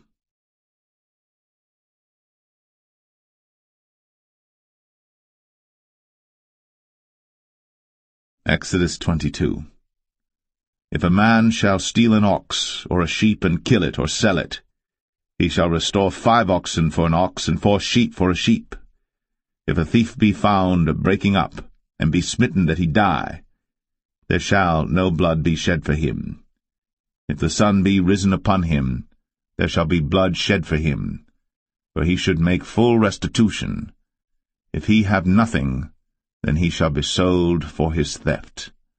If the theft be certainly found in his hand alive, whether it be ox or ass or sheep, he shall restore double. If a man shall cause a field or vineyard to be eaten, and shall put in his beast, and shall feed in another man's field, of the best of his own field and of the best of his own vineyard, shall he make restitution. If fire break out and catch in thorns, so that stacks of corn or the standing corn of the field be consumed therewith, he that kindled the fire shall surely make restitution. If a man shall deliver unto his neighbor money or stuff to keep, and it be stolen out of the man's house, if the thief be found, let him pay double. If the thief be not found, then the master of the house shall be brought unto the judges to see whether he have put his hand unto his neighbor's goods. For all manner of trespass, whether it be for ox, for ass, for sheep, for raiment, or for any manner of lost thing, which another challengeth to be his, the cause of both parties shall come before the judges, and whom the judges shall condemn, he shall pay double unto his neighbor. If a man deliver unto his neighbor an ass, or an ox, or a sheep, or any beast to keep, and it die, or be hurt, or driven away, no man seeing it, then shall an oath of the Lord be between them both, that he hath not put his hand unto his neighbor's goods, and the owner of it shall accept thereof, and he shall not make it good. And if it be stolen from him, he shall make restitution unto the owner thereof. If it be torn in pieces, then let him bring it for witness, and he shall not make good that which was torn. And if a man borrow aught of his neighbor, and it be hurt or die, the owner thereof being not with it, he shall surely make it good. But if the owner thereof be with it, he shall not make it good.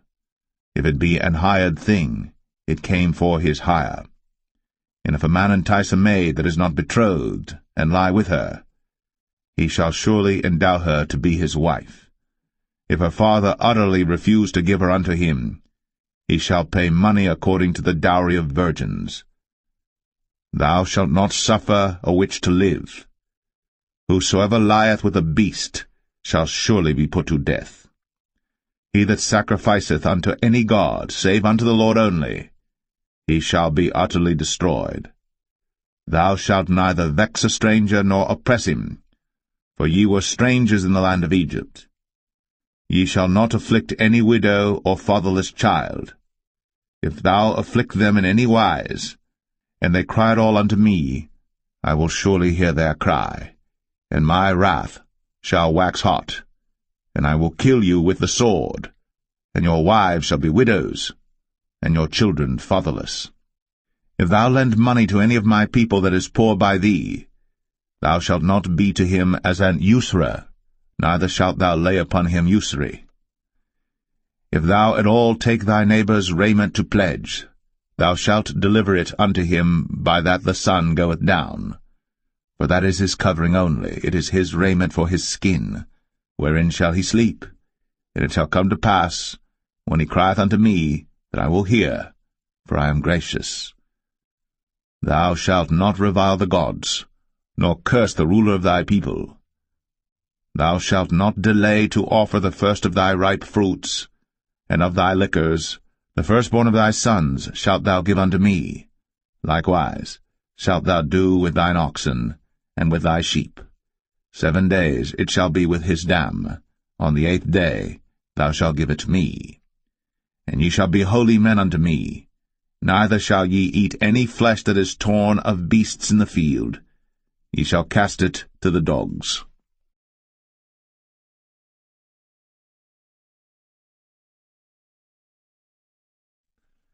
Exodus 23. Thou shalt not raise a false report. Put not thine hand with the wicked to be an unrighteous witness. Thou shalt not follow a multitude to do evil. Neither shalt thou speak in a cause to decline after many to wrest judgment. Neither shalt thou countenance a poor man in his cause. If thou meet thine enemy's ox or his ass going astray, thou shalt surely bring it back to him again. If thou see the ass of him that hateth thee lying under his burden, and wouldest forbear to help him, thou shalt surely help with him. Thou shalt not wrest the judgment of thy poor in his cause. Keep thee far from a false matter, and the innocent and righteous slay thou not, for I will not justify the wicked. And thou shalt take no gift, for the gift blindeth the wise, and perverteth the words of the righteous. Also, thou shalt not oppress a stranger. For ye know the heart of a stranger, seeing ye were strangers in the land of Egypt. And 6 years thou shalt sow thy land, and shalt gather in the fruits thereof. But the 7th year thou shalt let it rest and lie still, that the poor of thy people may eat, and what they leave the beasts of the field shall eat. In like manner thou shalt deal with thy vineyard, and with thy oliveyard. 6 days thou shalt do thy work, and on the 7th day thou shalt rest, that thine ox and thine ass may rest, and the son of thy handmaid, and the stranger may be refreshed. In all things that I have said unto you be circumspect, and make no mention of the name of other gods, neither let it be heard out of thy mouth. 3 times thou shalt keep a feast unto me in the year. Thou shalt keep the feast of unleavened bread. Thou shalt eat unleavened bread 7 days, as I commanded thee, in the time appointed of the month Abib. For in it thou camest out from Egypt, and none shall appear before me empty. And the feast of harvest, the firstfruits of thy labours, which thou hast sown in the field, and the feast of ingathering, which is in the end of the year, when thou hast gathered in thy labours out of the field. 3 times in the year all thy males shall appear before the Lord God. Thou shalt not offer the blood of my sacrifice with leavened bread, neither shall the fat of my sacrifice remain until the morning. The first of the firstfruits of thy land thou shalt bring into the house of the Lord thy God. Thou shalt not see the kid in his mother's milk. Behold, I send an angel before thee, to keep thee in the way, and to bring thee into the place which I have prepared. Beware of him, and obey his voice. Provoke him not, for he will not pardon your transgressions, for my name is in him. But if thou shalt indeed obey his voice, and do all that I speak, then I will be an enemy unto thine enemies, and an adversary unto thine adversaries. For mine angel shall go before thee, and bring thee in unto the Amorites, and the Hittites, and the Perizzites, and the Canaanites, the Hivites, and the Jebusites, and I will cut them off. Thou shalt not bow down to their gods, nor serve them, nor do after their works, but thou shalt utterly overthrow them, and quite break down their images. And ye shall serve the Lord your God, and he shall bless thy bread and thy water, and I will take sickness away from the midst of thee. There shall nothing cast their young, nor be barren in thy land. The number of thy days I will fulfill. I will send my fear before thee, and will destroy all the people to whom thou shalt come, and I will make all thine enemies turn their backs unto thee. And I will send hornets before thee, which shall drive out the Hivite, the Canaanite, and the Hittite, from before thee. I will not drive them out from before thee in 1 year, lest the land become desolate, and the beasts of the field multiply against thee. By little and little I will drive them out from before thee, until thou be increased and inherit the land. And I will set thy bounds from the Red Sea even unto the sea of the Philistines, and from the desert unto the river. For I will deliver the inhabitants of the land into your hand, and thou shalt drive them out before thee. Thou shalt make no covenant with them, nor with their gods. They shall not dwell in thy land, lest they make thee sin against me. For if thou serve their gods, it will surely be a snare unto thee.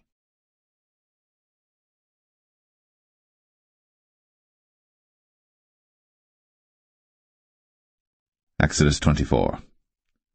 And he said unto Moses, Come up unto the Lord, thou, and Aaron, Nadab, and Abihu, and 70 of the elders of Israel, and worship ye afar off.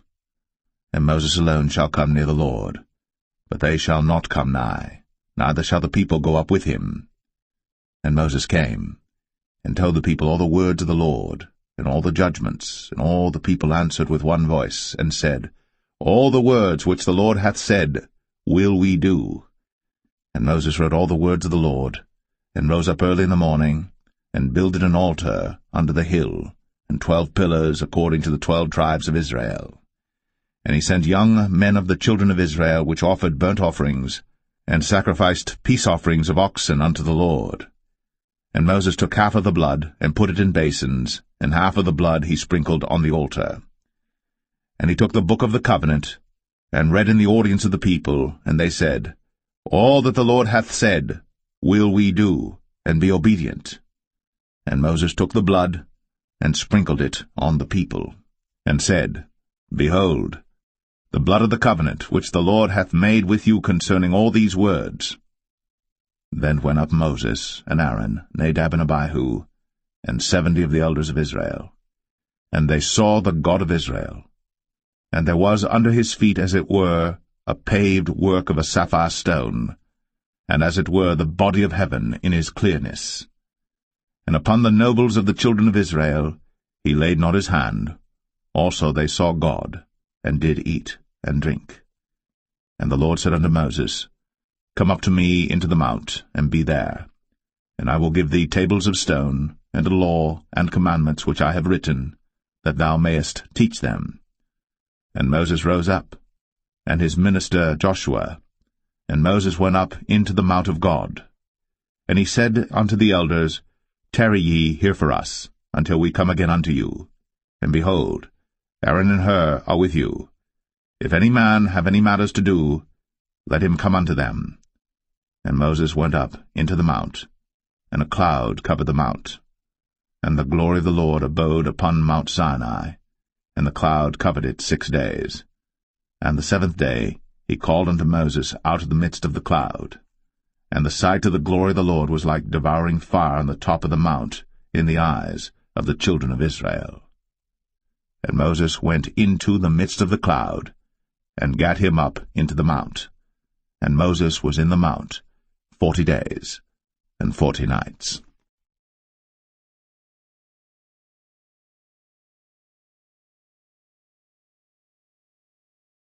Exodus 25. And the Lord spake unto Moses, saying, Speak unto the children of Israel, that they bring me an offering of every man that giveth it willingly with his heart. Ye shall take my offering.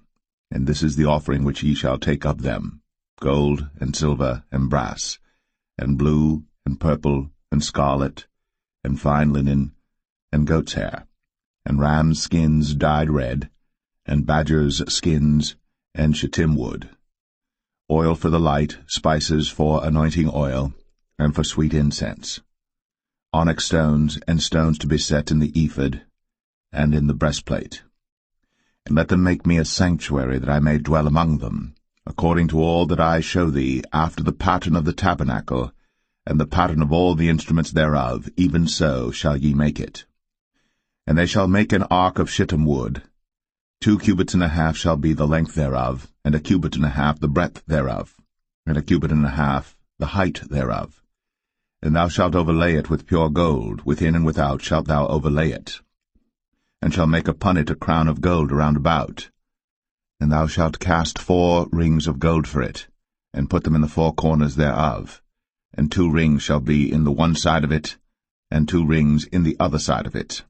And thou shalt make staves of shittim wood, and overlay them with gold.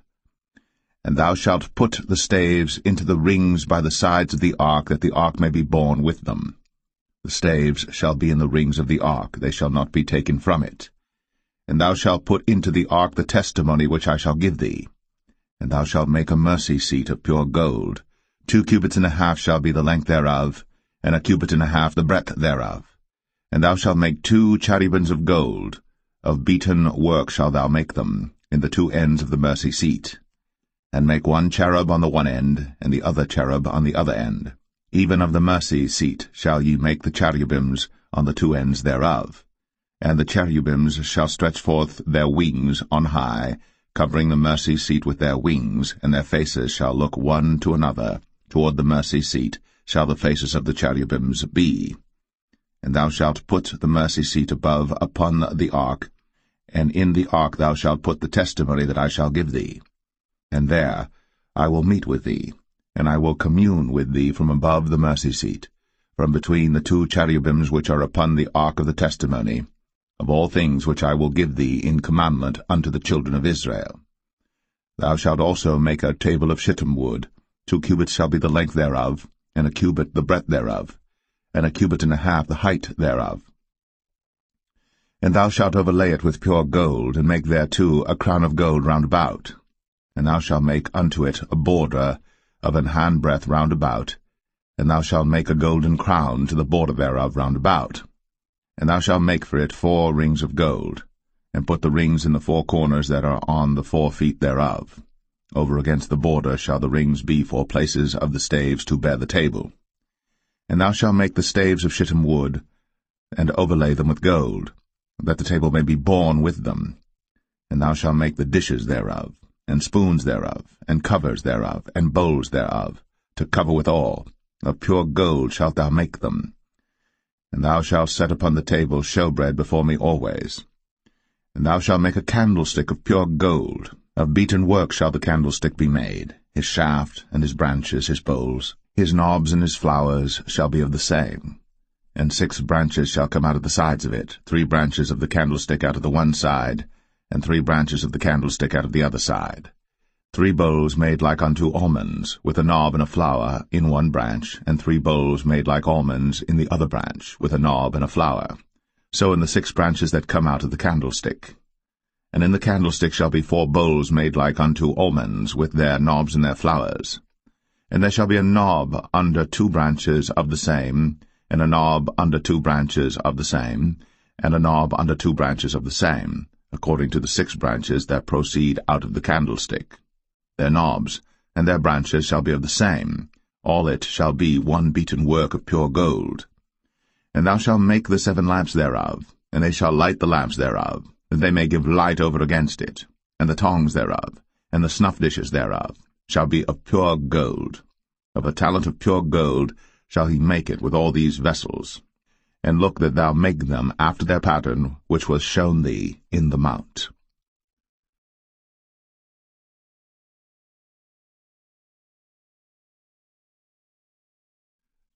Exodus 26. Moreover, thou shalt make the tabernacle with 10 curtains of fine twined linen, and blue, and purple, and scarlet. With cherubims of cunning work shalt thou make them. The length of 1 curtain shall be 28 cubits, and the breadth of 1 curtain 4 cubits, and every one of the curtains shall have 1 measure. The 5 curtains shall be coupled together one to another, and other 5 curtains shall be coupled one to another. And thou shalt make loops of blue upon the edge of the 1 curtain, from the selvage in the coupling. And likewise shalt thou make in the uttermost edge of another curtain, in the coupling of the 2nd. 50 loops shalt thou make in the 1 curtain, and 50 loops shalt thou make in the edge of the curtain that is in the coupling of the 2nd, that the loops may take hold one of another. And thou shalt make 50 taches of gold, and couple the curtains together with the taches, and it shall be 1 tabernacle. And thou shalt make curtains of goat's hair to be a covering upon the tabernacle. 11 curtains shalt thou make. The length of 1 curtain shall be 30 cubits, and the breadth of 1 curtain 4 cubits, and the 11 curtains shall be all of 1 measure. And thou shalt couple 5 curtains by themselves, and 6 curtains by themselves, and shalt double the 6th curtain in the forefront of the tabernacle. And thou shalt make 50 loops on the edge of the one curtain that is outmost in the coupling, and 50 loops in the edge of the curtain which coupleth the second. And thou shalt make 50 taches of brass, and put the taches into the loops, and couple the tent together, that it may be one. And the remnant that remaineth of the curtains of the tent, the half curtain that remaineth, shall hang over the backside of the tabernacle, and a cubit on the one side, and a cubit on the other side of that which remaineth in the length of the curtains of the tent. It shall hang over the sides of the tabernacle on this side, and on that side to cover it.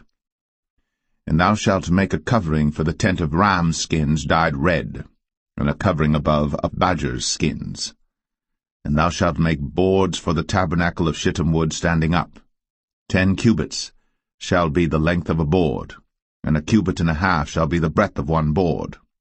2 tenons shall there be in one board, set in order, one against another. Thus shalt thou make for all the boards of the tabernacle. And thou shalt make the boards for the tabernacle 20 boards on the south side southward. And thou shalt make 40 sockets of silver under the 20 boards, 2 sockets under one board for his 2 tenons, and 2 sockets under another board for his 2 tenons. And for the second side of the tabernacle on the north side there shall be 20 boards, and there 40 sockets of silver, 2 sockets under one board, and 2 sockets under another board. And for the sides of the tabernacle westward thou shalt make 6 boards. And 2 boards shalt thou make for the corners of the tabernacle in the 2 sides. And they shall be coupled together beneath, and they shall be coupled together above the head of it unto one ring. Thus shall it be for them both. They shall be for the 2 corners. And they shall be 8 boards, and their sockets of silver 16 sockets, 2 sockets under one board, and 2 sockets under another board. And thou shalt make bars of shittim wood, 5 for the boards of the one side of the tabernacle, and 5 bars for the boards of the other side of the tabernacle, and 5 bars for the boards of the side of the tabernacle for the 2 sides westward. And the middle bar in the midst of the boards shall reach from end to end. And thou shalt overlay the boards with gold, and make their rings of gold, for places for the bars, and thou shalt overlay the bars with gold. And thou shalt rear up the tabernacle according to the fashion thereof which was shown thee in the mount. And thou shalt make a veil of blue and purple and scarlet and fine twined linen of cunning work. With cherubims shall it be made. And thou shalt hang it upon 4 pillars of shittim wood overlaid with gold. Their hooks shall be of gold, upon the 4 sockets of silver. And thou shalt hang up the veil under the taches, that thou mayest bring in thither within the veil the ark of the testimony. And the veil shall divide unto you between the holy place and the most holy. And thou shalt put the mercy seat upon the ark of the testimony in the most holy place. And thou shalt set the table without the veil, and the candlestick over against the table on the side of the tabernacle toward the south. And thou shalt put the table on the north side. And thou shalt make an hanging for the door of the tent of blue and purple and scarlet, and fine twined linen wrought with needlework. And thou shalt make for the hanging 5 pillars of shittim wood, and overlay them with gold, and their hooks shall be of gold, and thou shalt cast 5 sockets of brass for them.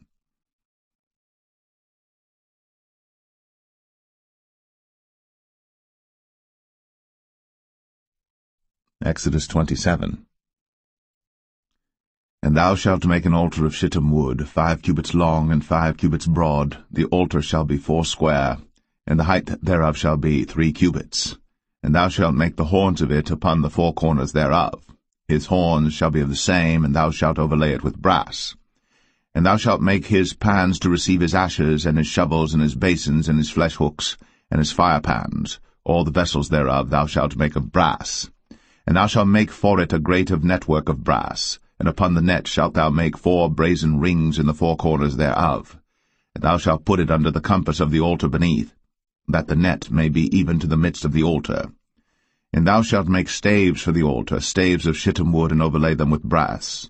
And the staves shall be put into the rings, and the staves shall be upon the 2 sides of the altar to bear it. Hollow with boards shalt thou make it, as it was shown thee in the mount, so shall they make it. And thou shalt make the court of the tabernacle for the south side. Southward there shall be hangings for the court of fine twined linen, of 100 cubits long for one side.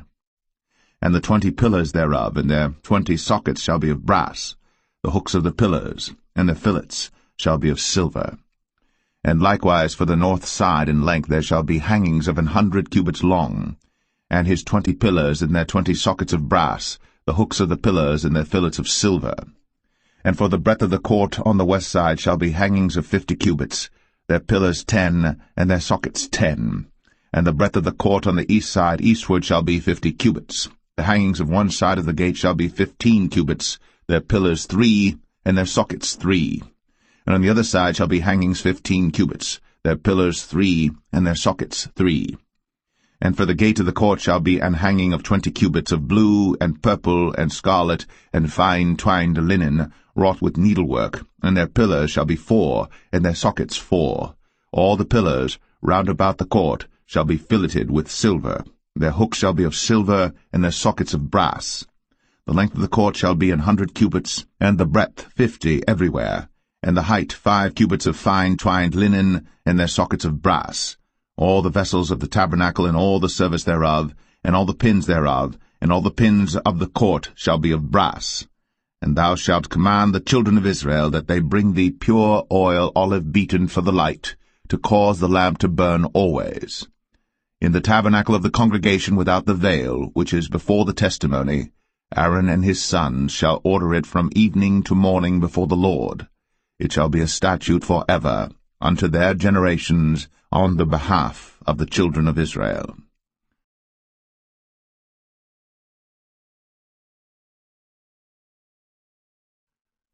Exodus 28. And take thou unto thee Aaron thy brother, and his sons with him, from among the children of Israel, that he may minister unto me in the priest's office, even Aaron, Nadab, and Abihu, Eleazar, and Ithamar, Aaron's sons. And thou shalt make holy garments for Aaron thy brother, for glory and for beauty. And thou shalt speak unto all that are wise-hearted, whom I have filled with the spirit of wisdom, that they may make Aaron's garments to consecrate him, that he may minister unto me in the priest's office. And these are the garments which they shall make, a breastplate, and an ephod, and a robe, and a broidered coat, a mitre, and a girdle. And they shall make holy garments for Aaron thy brother, and his sons, that he may minister unto me in the priest's office. And they shall take gold, and blue, and purple, and scarlet, and fine linen. And they shall make the ephod of gold, of blue, and of purple, of scarlet, and fine twined linen with cunning work. It shall have the 2 shoulder pieces thereof joined at the 2 edges thereof, and so it shall be joined together. And the curious girdle of the ephod which is upon it shall be of the same, according to the work thereof, even of gold, of blue, and purple, and scarlet, and fine twined linen. And thou shalt take 2 onyx stones, and grave on them the names of the children of Israel, 6 of their names on one stone, and the other 6 names of the rest on the other stone, according to their birth.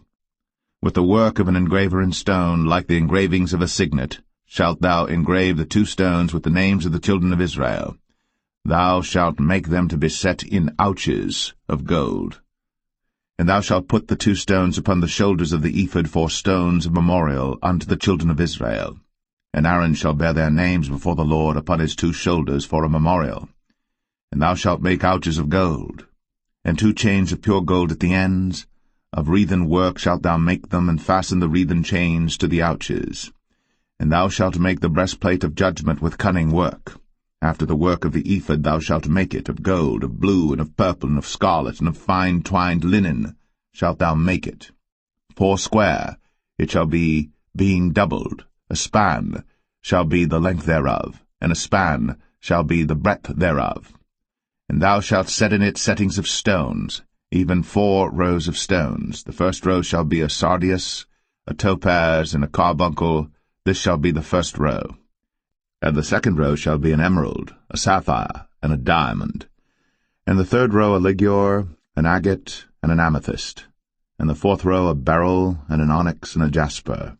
They shall be set in gold in their enclosings. And the stone shall be with the names of the children of Israel, 12 according to their names, like the engravings of a signet, every one with his name shall they be according to the 12 tribes. And thou shalt make upon the breastplate chains at the ends of wreathen work of pure gold. And thou shalt make upon the breastplate 2 rings of gold, and shalt put the 2 rings on the 2 ends of the breastplate. And thou shalt put the 2 wreathen chains of gold in the 2 rings which are on the ends of the breastplate. And the other 2 ends of the 2 wreathen chains thou shalt fasten in the 2 ouches, and put them on the shoulder pieces of the ephod before it. And thou shalt make 2 rings of gold, and thou shalt put them upon the 2 ends of the breastplate, in the border thereof, which is in the side of the ephod inward. And 2 other rings of gold thou shalt make, and shalt put them on the 2 sides of the ephod underneath, toward the forepart thereof, over against the other coupling thereof, above the curious girdle of the ephod. And they shall bind the breastplate by the rings thereof unto the rings of the ephod with a lace of blue, that it may be above the curious girdle of the ephod, and that the breastplate be not loosed from the ephod. And Aaron shall bear the names of the children of Israel in the breastplate of judgment upon his heart, when he goeth in unto the holy place for a memorial before the Lord continually. And thou shalt put in the breastplate of judgment the Urim and the Thummim, and they shall be upon Aaron's heart, when he goeth in before the Lord.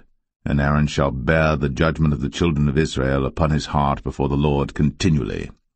And thou shalt make the robe of the ephod all of blue. And there shall be an hole in the top of it, in the midst thereof. It shall have a binding of woven work round about the whole of it, as it were the whole of an habergeon, that it be not rent. And beneath upon the hem of it thou shalt make pomegranates of blue, and of purple, and of scarlet round about the hem thereof, and bells of gold between them round about. A golden bell and a pomegranate, a golden bell and a pomegranate, upon the hem of the robe round about. And it shall be upon Aaron to minister. And his sound shall be heard when he goeth in unto the holy place before the Lord, and when he cometh out, that he die not. And thou shalt make a plate of pure gold, and grave upon it, like the engravings of a signet, holiness to the Lord. And thou shalt put it on a blue lace, that it may be upon the mitre, upon the forefront of the mitre it shall be. And it shall be upon Aaron's forehead, that Aaron may bear the iniquity of the holy things, which the children of Israel shall hallow in all their holy gifts. And it shall be always upon his forehead, that they may be accepted before the Lord. And thou shalt embroider the coat of fine linen, and thou shalt make the mitre of fine linen, and thou shalt make the girdle of needlework. And for Aaron's sons thou shalt make coats, and thou shalt make for them girdles, and bonnets shalt thou make for them for glory and for beauty. And thou shalt put them upon Aaron thy brother, and his sons with him, and shalt anoint them, and consecrate them, and sanctify them, that they may minister unto me in the priest's office. And thou shalt make them linen breeches to cover their nakedness, from the loins even unto the thighs they shall reach. And they shall be upon Aaron and upon his sons when they come in unto the tabernacle of the congregation, or when they come near unto the altar to minister in the holy place, that they bear not iniquity, and die. It shall be a statute for ever unto him, and his seed after him.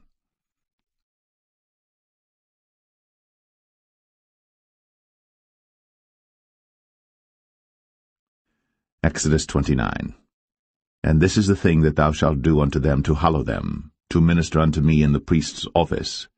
Take 1 young bullock, and 2 rams without blemish, and unleavened bread and cakes unleavened tempered with oil, and wafers unleavened anointed with oil, of wheaten flour shalt thou make them. And thou shalt put them into 1 basket, and bring them in the basket, with the bullock and the 2 rams. And Aaron and his sons thou shalt bring unto the door of the tabernacle of the congregation, and shalt wash them with water. And thou shalt take the garments, and put upon Aaron the coat, and the robe of the ephod, and the ephod, and the breastplate, and gird him with the curious girdle of the ephod. And thou shalt put the mitre upon his head, and put the holy crown upon the mitre. Then shalt thou take the anointing oil, and pour it upon his head, and anoint him. And thou shalt bring his sons, and put coats upon them. And thou shalt gird them with girdles, Aaron and his sons, and put the bonnets on them, and the priest's office shall be theirs for a perpetual statute. And thou shalt consecrate Aaron and his sons. And thou shalt cause a bullock to be brought before the tabernacle of the congregation, And Aaron and his sons shall put their hands upon the head of the bullock. And thou shalt kill the bullock before the Lord, by the door of the tabernacle of the congregation. And thou shalt take of the blood of the bullock, and put it upon the horns of the altar with thy finger, and pour all the blood beside the bottom of the altar. And thou shalt take all the fat that covereth the inwards, and the caul that is above the liver, and the 2 kidneys, and the fat that is upon them, and burn them upon the altar. But the flesh of the bullock, and his skin, and his dung, shalt thou burn with fire without the camp. It is a sin offering. Thou shalt also take 1 ram, and Aaron and his sons shall put their hands upon the head of the ram. And thou shalt slay the ram, and thou shalt take his blood, and sprinkle it round about upon the altar. And thou shalt cut the ram in pieces, and wash the inwards of him and his legs, and put them unto his pieces and unto his head. And thou shalt burn the whole ram upon the altar. It is a burnt offering unto the Lord. It is a sweet savour, an offering made by fire unto the Lord. And thou shalt take the other ram, and Aaron and his sons shall put their hands upon the head of the ram.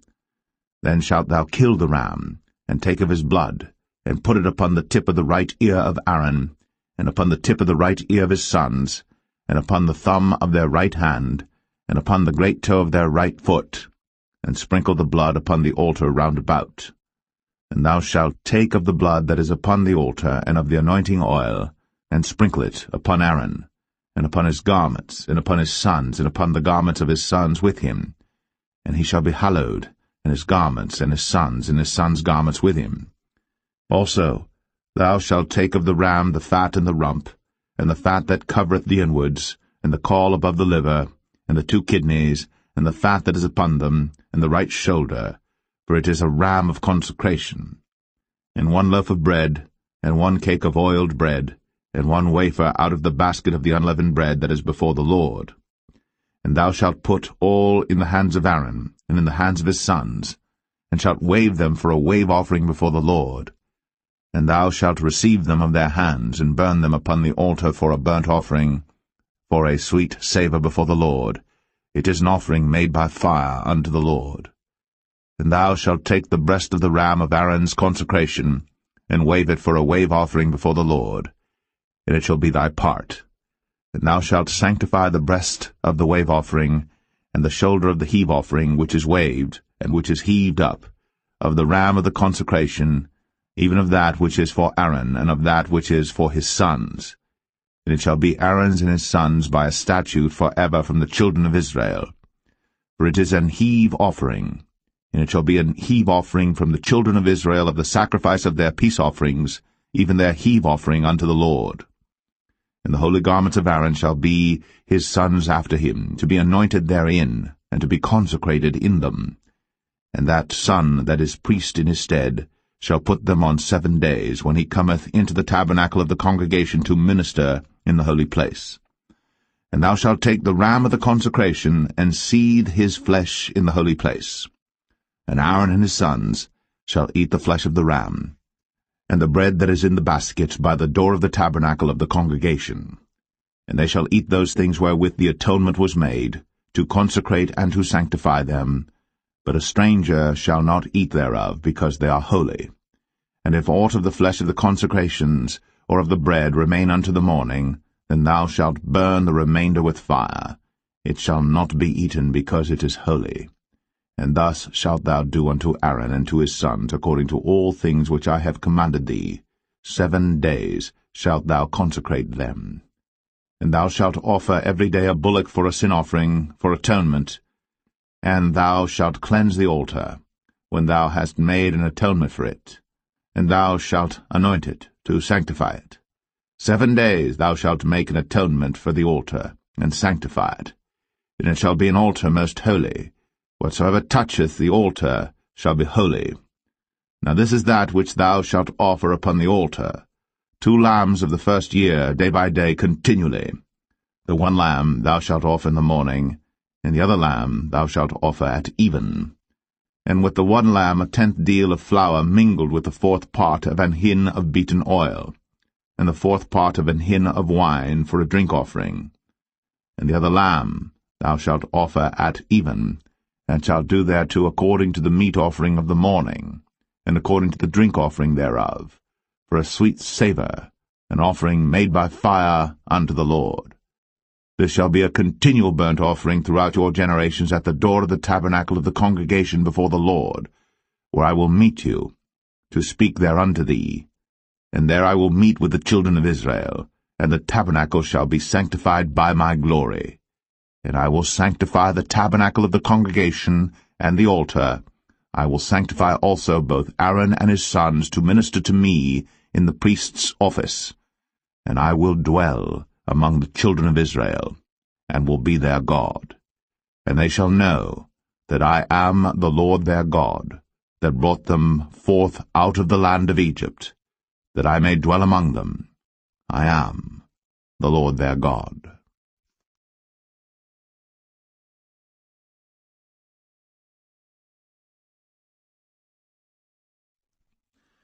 Exodus 30.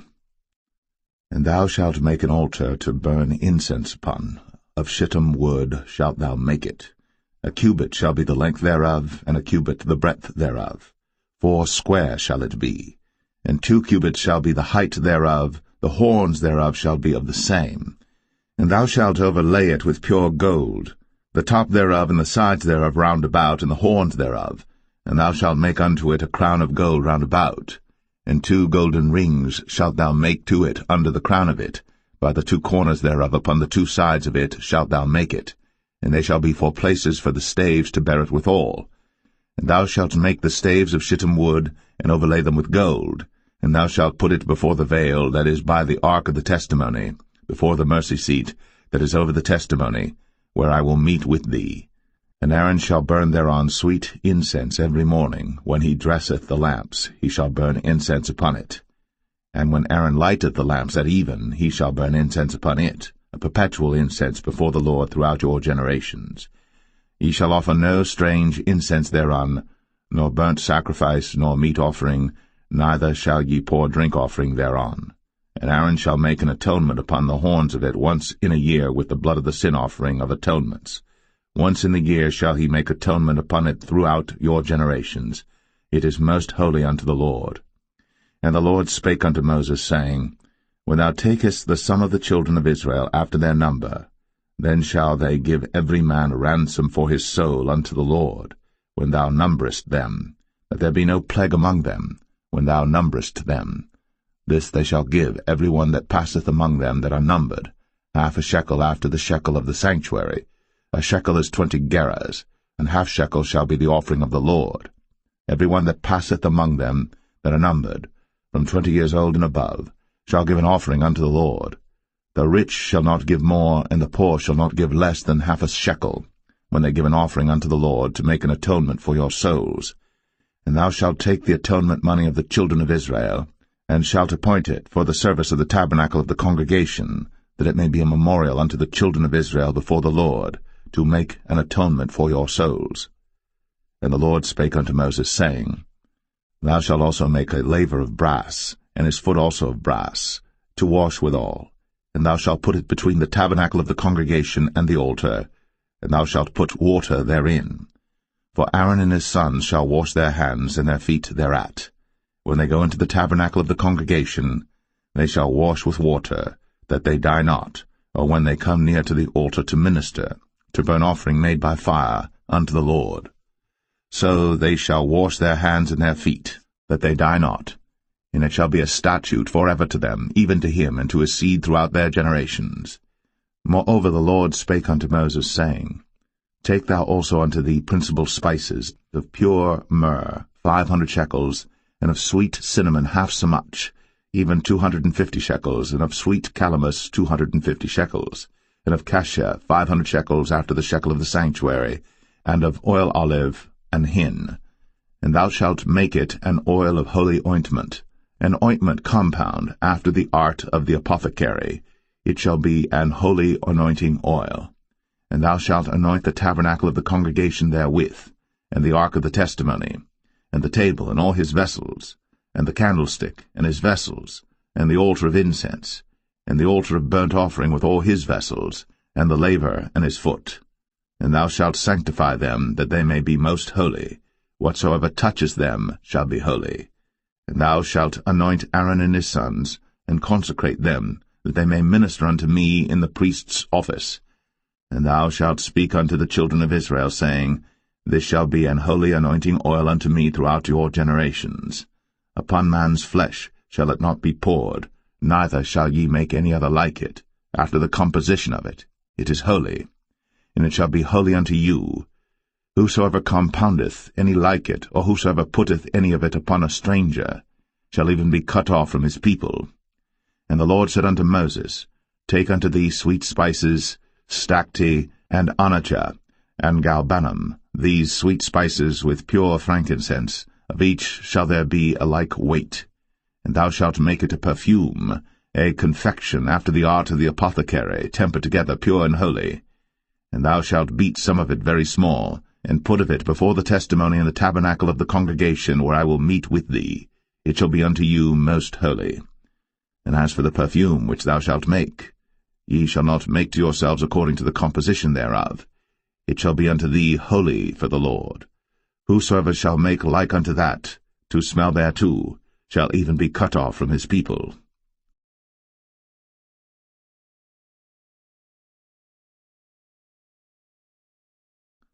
Exodus 31.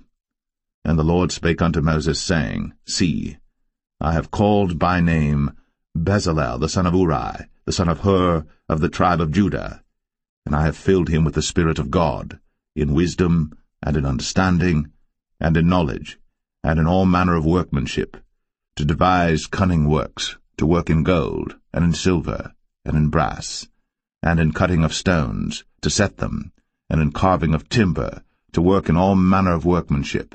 And I, behold, I have given with him Aholiab, the son of Ahisamach, of the tribe of Dan.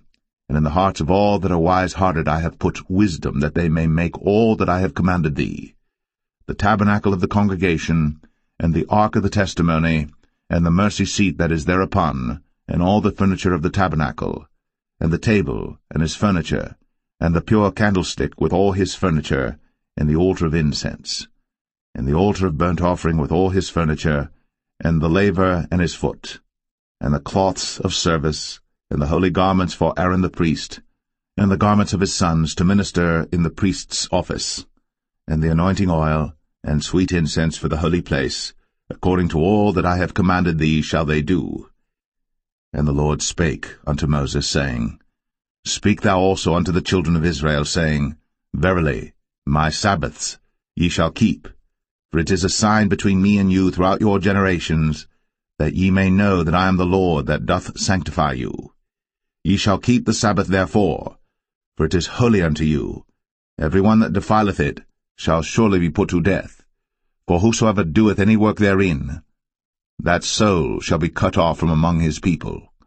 6 days may work be done, but in the 7th is the Sabbath of rest, holy to the Lord. Whosoever doeth any work in the Sabbath day, he shall surely be put to death. Wherefore the children of Israel shall keep the Sabbath, to observe the Sabbath throughout their generations, for a perpetual covenant. It is a sign between me and the children of Israel forever. For in 6 days the Lord made heaven and earth, and on the 7th day he rested and was refreshed. And he gave unto Moses, when he had made an end of communing with him upon Mount Sinai, 2 tables of testimony, tables of stone, written with the finger of God.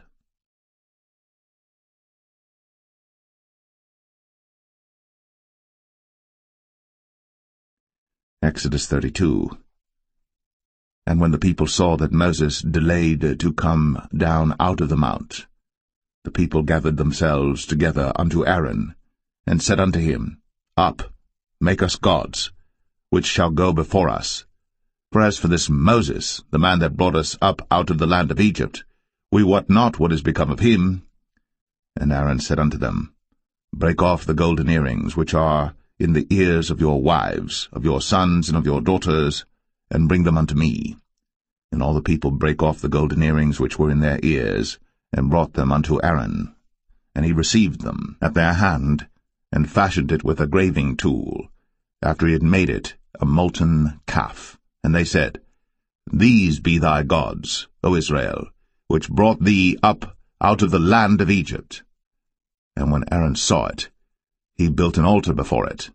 And Aaron made proclamation and said, Tomorrow is a feast to the Lord. And they rose up early on the morrow, and offered burnt offerings, and brought peace offerings. And the people sat down to eat and to drink, and rose up to play.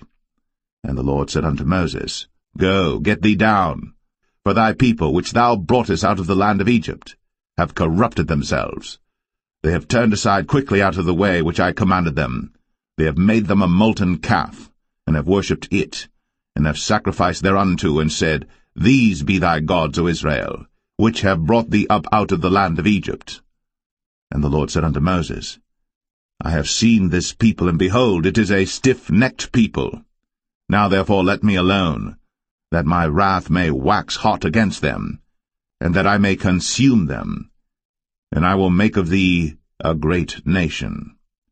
And Moses besought the Lord his God, and said, Lord, why doth thy wrath wax hot against thy people, which thou hast brought forth out of the land of Egypt with great power, and with a mighty hand? Wherefore should the Egyptians speak and say, For mischief did he bring them out, to slay them in the mountains, and to consume them from the face of the earth? Turn from thy fierce wrath, and repent of this evil against thy people. Remember Abraham, Isaac, and Israel, thy servants, to whom thou swarest by thine own self, and saidst unto them, I will multiply your seed as the stars of heaven, and all this land that I have spoken of will I give unto your seed, and they shall inherit it for ever. And the Lord repented of the evil which he thought to do unto his people. And Moses turned, and went down from the mount, and the 2 tables of the testimony were in his hand. The tables were written on both their sides. On the one side, and on the other, were they written. And the tables were the work of God, and the writing was the writing of God, graven upon the tables. And when Joshua heard the noise of the people as they shouted, he said unto Moses, There is a noise of war in the camp. And he said, It is not the voice of them that shout for mastery, neither is it the voice of them that cry for being overcome, but the noise of them that sing do I hear. And it came to pass, as soon as he came nigh unto the camp, that he saw the calf and the dancing. And Moses' anger waxed hot, and he cast the tables out of his hands, and brake them beneath the mount. And he took the calf which they had made, and burnt it in the fire, and ground it to powder, and strawed it upon the water, and made the children of Israel drink of it. And Moses said unto Aaron, What did this people unto thee, that thou hast brought so great a sin upon them? And Aaron said, Let not the anger of my Lord wax hot. Thou knowest the people, that they are set on mischief. For they said unto me, Make us gods, which shall go before us. For as for this Moses, the man that brought us up out of the land of Egypt, we wot not what is become of him. And I said unto them, Whosoever hath any gold, let them break it off. So they gave it to me. Then I cast it into the fire, and there came out this calf. And when Moses saw that the people were naked, for Aaron had made them naked unto their shame among their enemies, then Moses stood in the gate of the camp, and said, Who is on the Lord's side? Let him come unto me. And all the sons of Levi gathered themselves together unto him. And he said unto them, Thus saith the Lord God of Israel, Put every man his sword by his side, and go in and out from gate to gate throughout the camp, and slay every man his brother, and every man his companion, and every man his neighbor. And the children of Levi did according to the word of Moses. And there fell of the people that day about 3,000 men. For Moses had said, Consecrate yourselves today to the Lord, even every man upon his son, and upon his brother, that he may bestow upon you a blessing this day. And it came to pass on the morrow, that Moses said unto the people, Ye have sinned a great sin, and now I will go up unto the Lord. Peradventure I shall make an atonement for your sin. And Moses returned unto the Lord, and said, O this people have sinned a great sin, and have made them gods of gold. Yet now, if thou wilt forgive their sin, and if not, blot me, I pray thee, out of thy book, which thou hast written. And the Lord said unto Moses, Whosoever hath sinned against me, him will I blot out of my book. Therefore now go, lead the people unto the place of which I have spoken unto thee. Behold, mine angel shall go before thee. Nevertheless, in the day when I visit, I will visit their sin upon them. And the Lord plagued the people, because they made the calf which Aaron made.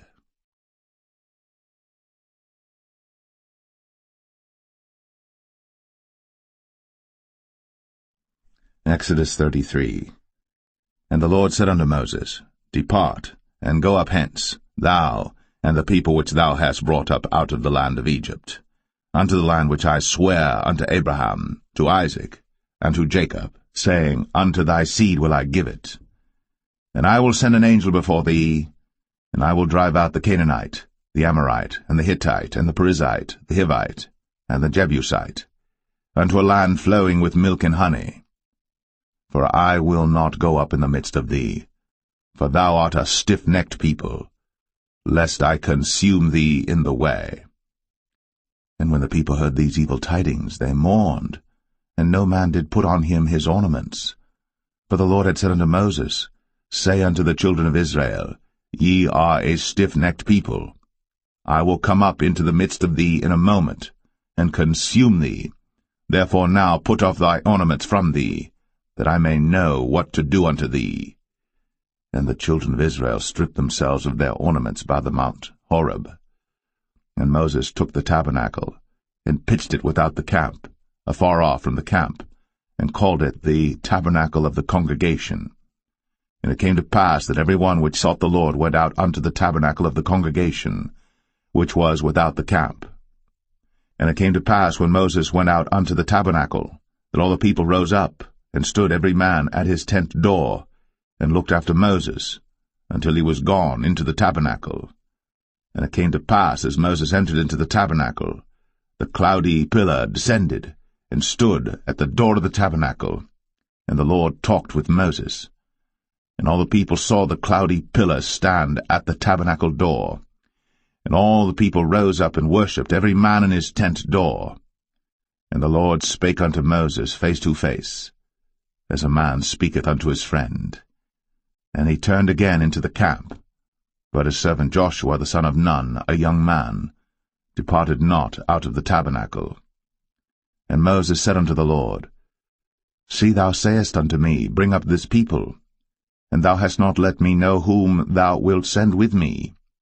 Yet thou hast said, I know thee by name, and thou hast also found grace in my sight. Now therefore, I pray thee, if I have found grace in thy sight, show me now thy way, that I may know thee, that I may find grace in thy sight, and consider that this nation is thy people. And he said, My presence shall go with thee, and I will give thee rest. And he said unto him, If thy presence go not with me, carry us not up hence. For wherein shall it be known here that I and thy people have found grace in thy sight? Is it not in that thou goest with us? So shall we be separated, I and thy people, from all the people that are upon the face of the earth. And the Lord said unto Moses, I will do this thing also that thou hast spoken, for thou hast found grace in my sight, and I know thee by name. And he said, I beseech thee, show me thy glory.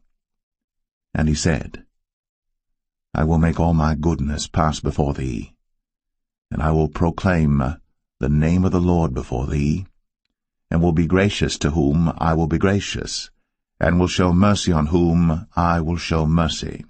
And he said, Thou canst not see my face, for there shall no man see me and live. And the Lord said, Behold, there is a place by me, and thou shalt stand upon a rock. And it shall come to pass, while my glory passeth by, that I will put thee in a cleft of the rock, and will cover thee with my hand while I pass by. And I will take away mine hand, and thou shalt see my back parts, but my face shall not be seen.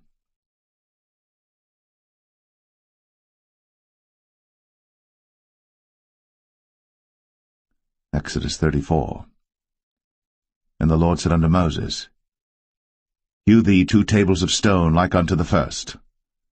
And I will write upon these tables the words that were in the first tables which thou breakest. And be ready in the morning, and come up in the morning unto Mount Sinai, and present thyself there to me in the top of the mount. And no man shall come up with thee, neither let any man be seen throughout all the mount. Neither let the flocks nor herds feed before that mount. And he hewed 2 tables of stone like unto the first.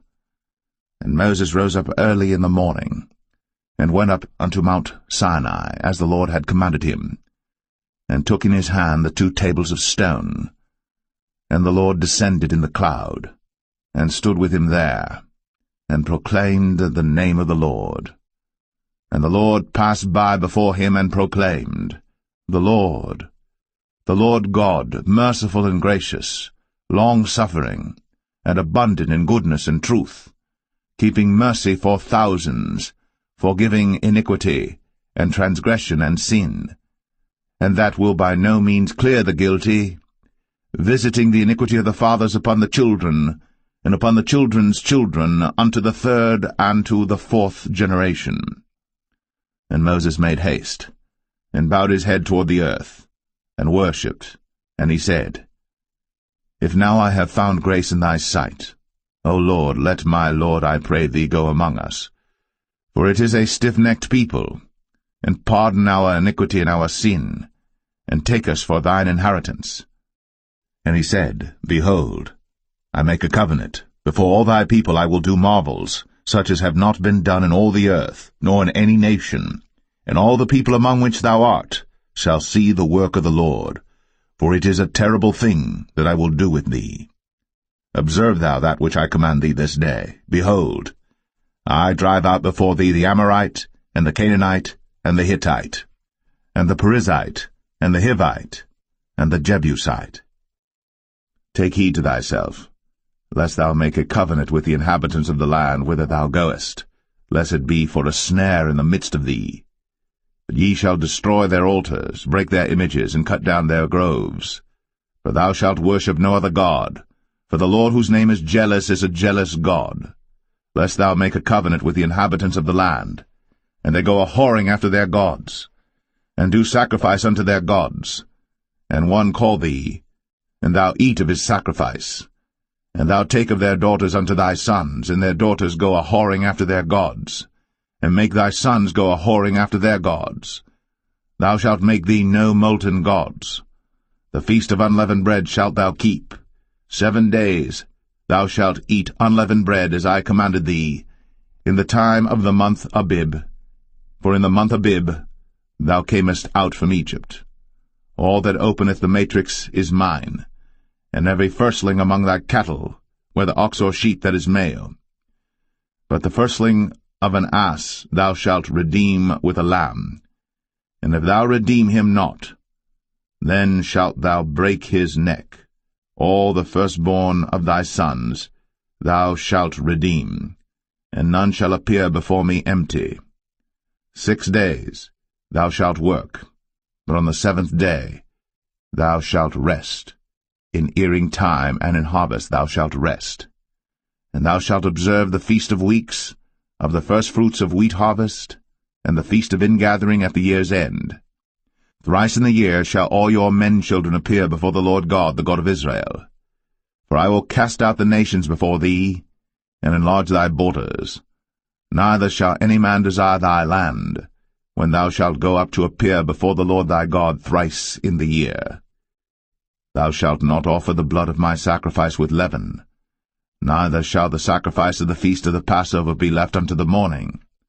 The first of the firstfruits of thy land thou shalt bring unto the house of the Lord thy God. Thou shalt not see the kid in his mother's milk. And the Lord said unto Moses, Write thou these words, for after the tenor of these words I have made a covenant with thee and with Israel. And he was there with the Lord 40 days and 40 nights. He did neither eat bread nor drink water.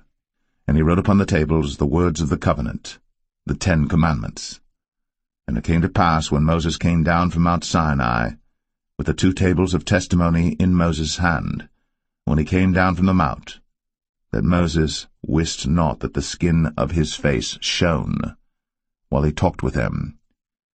And when Aaron and all the children of Israel saw Moses, behold, the skin of his face shone, and they were afraid to come nigh him. And Moses called unto them, and Aaron and all the rulers of the congregation returned unto him. And Moses talked with them, and afterward all the children of Israel came nigh, and he gave them in commandment all that the Lord had spoken with him in Mount Sinai.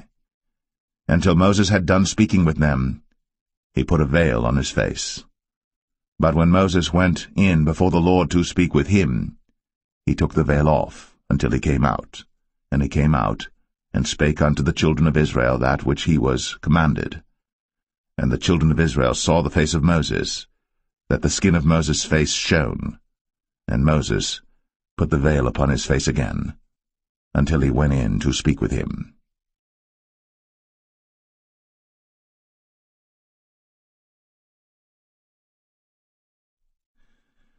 Exodus 35. And Moses gathered all the congregation of the children of Israel together, and said unto them, These are the words which the Lord hath commanded, that ye should do them. 6 days shall work be done, but on the 7th day there shall be to you an holy day, a Sabbath of rest to the Lord. Whosoever doeth work therein shall be put to death. Ye shall kindle no fire throughout your habitations upon the Sabbath day.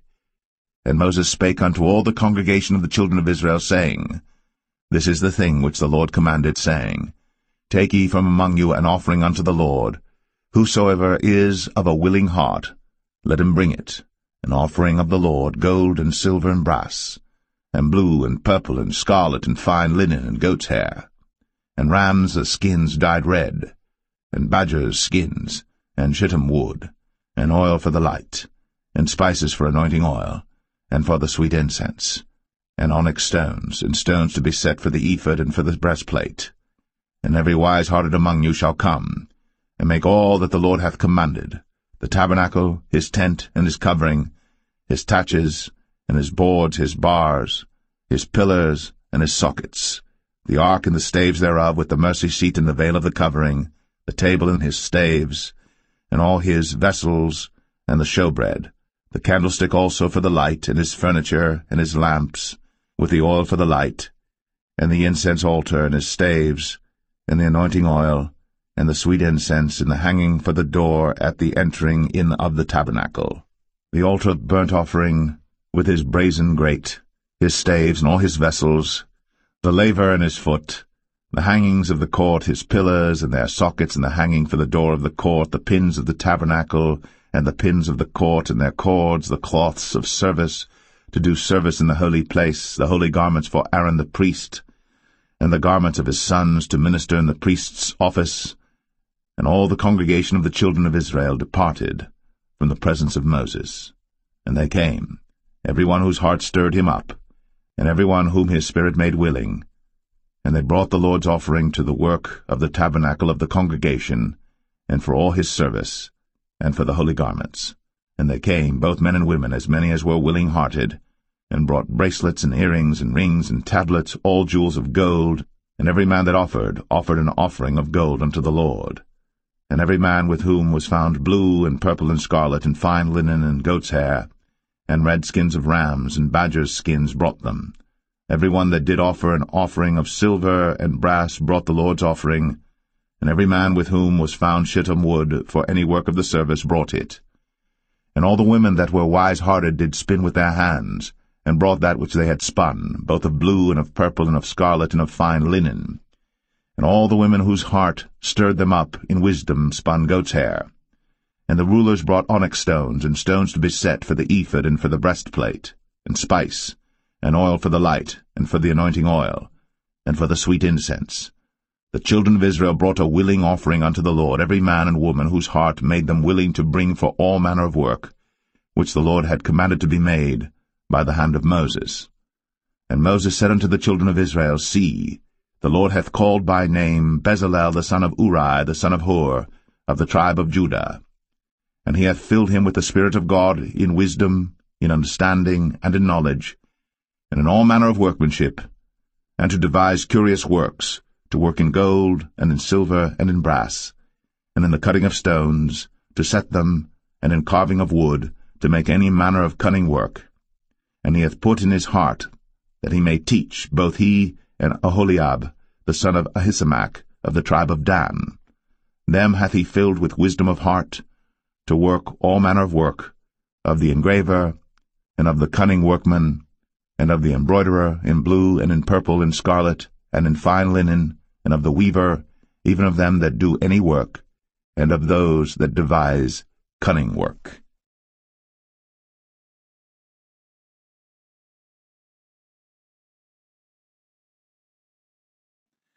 Exodus 36. Then wrought Bezalel, and Aholiab, and every wise-hearted man, in whom the Lord put wisdom and understanding to know how to work all manner of work for the service of the sanctuary, according to all that the Lord had commanded. And Moses called Bezalel and Aholiab, and every wise-hearted man in whose heart the Lord had put wisdom, even every one whose heart stirred him up to come unto the work to do it. And they received of Moses all the offering, which the children of Israel had brought for the work of the service of the sanctuary, to make it withal. And they brought yet unto him free offerings every morning. And all the wise men that wrought all the work of the sanctuary came every man from his work which they made. And they spake unto Moses, saying, The people bring much more than enough for the service of the work, which the Lord commanded to make. And Moses gave commandment, and they caused it to be proclaimed throughout the camp, saying, Let neither man nor woman make any more work for the offering of the sanctuary. So the people were restrained from bringing. But the stuff they had was sufficient for all the work to make it, and too much. And every wise-hearted man among them that wrought the work of the tabernacle made 10 curtains of fine twined linen, and blue, and purple, and scarlet.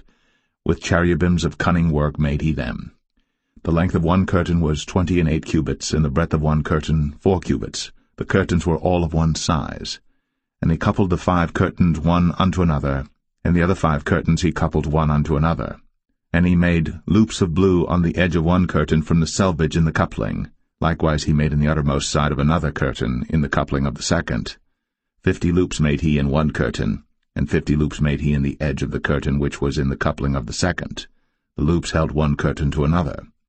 And he made 50 taches of gold, and coupled the curtains one unto another with the taches. So it became one tabernacle. And he made curtains of goat's hair for the tent over the tabernacle. 11 curtains he made them. The length of one curtain was 30 cubits, and 4 cubits was the breadth of one curtain. The 11 curtains were of one size. And he coupled 5 curtains by themselves, and 6 curtains by themselves. And he made 50 loops upon the uttermost edge of the curtain in the coupling, and 50 loops made he upon the edge of the curtain which coupleth the second. And he made 50 taches of brass to couple the tent together, that it might be one. And he made a covering for the tent of ram skins dyed red, and a covering of badger skins above that. And he made boards for the tabernacle of shittim wood standing up. The length of a board was 10 cubits, and the breadth of a board 1 cubit and a half. One board had 2 tenons, equally distant one from another. Thus did he make for all the boards of the tabernacle. And he made boards for the tabernacle, 20 boards for the south side southward. And 40 sockets of silver he made under the 20 boards, 2 sockets under one board for his 2 tenons, and 2 sockets under another board for his 2 tenons. And for the other side of the tabernacle, which is toward the north corner, he made 20 boards, and there 40 sockets of silver, 2 sockets under one board, and 2 sockets under another board. And for the sides of the tabernacle westward he made 6 boards, and 2 boards made he for the corners of the tabernacle in the 2 sides, and they were coupled beneath and coupled together at the head thereof to one ring. Thus he did to both of them in both the corners. And there were 8 boards, and their sockets were 16 sockets of silver, under every board 2 sockets. And he made bars of shittim wood, 5 for the boards of the one side of the tabernacle, and 5 bars for the boards of the other side of the tabernacle, and 5 bars for the boards of the tabernacle for the sides westward. And he made the middle bar to shoot through the boards from the one end to the other.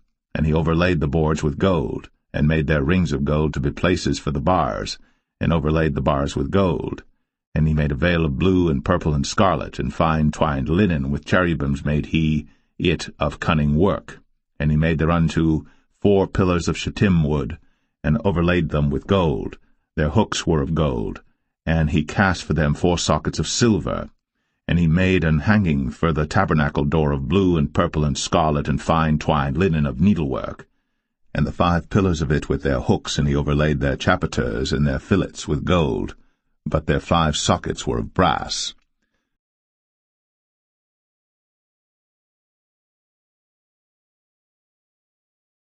Exodus 37. And Bezalel made the ark of shittim wood. 2 cubits and a half was the length of it, and 1 cubit and a half the breadth of it, and 1 cubit and a half the height of it. And he overlaid it with pure gold within and without, and made a crown of gold to it round about.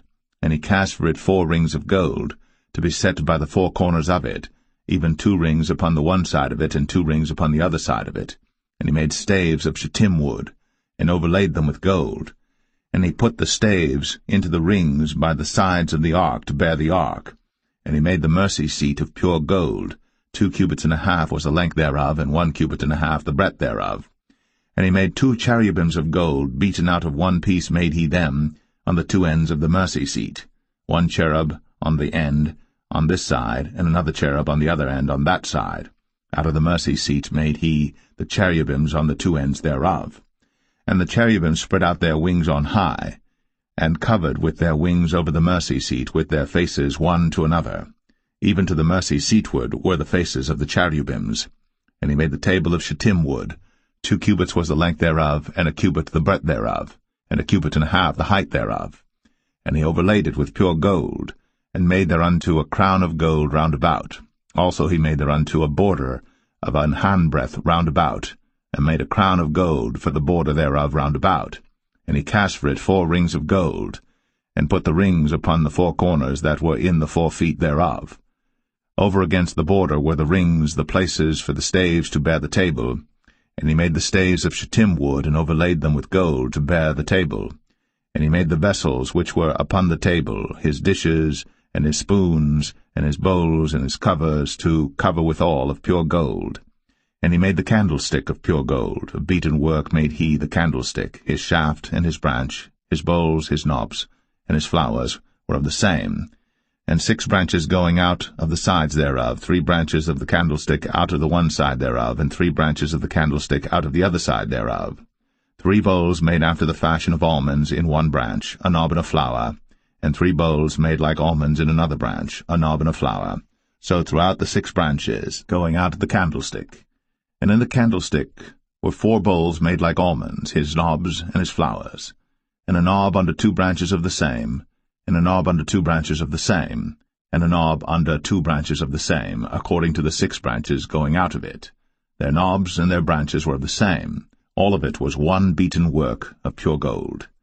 And he made his 7 lamps and his snuffers and his snuff dishes of pure gold. Of a talent of pure gold made he it, and all the vessels thereof. And he made the incense altar of shittim wood. The length of it was 1 cubit, the breadth of it 1 cubit. It was 4 square, and 2 cubits was the height of it. The horns thereof were of the same. And he overlaid it with pure gold, both the top of it and the sides thereof round about, and the horns of it. Also he made unto it a crown of gold round about. And he made 2 rings of gold for it under the crown thereof, by the 2 corners of it upon the 2 sides thereof, to be places for the staves to bear it withal. And he made the staves of shittim wood, and overlaid them with gold. And he made the holy anointing oil, and the pure incense of sweet spices, according to the work of the apothecary.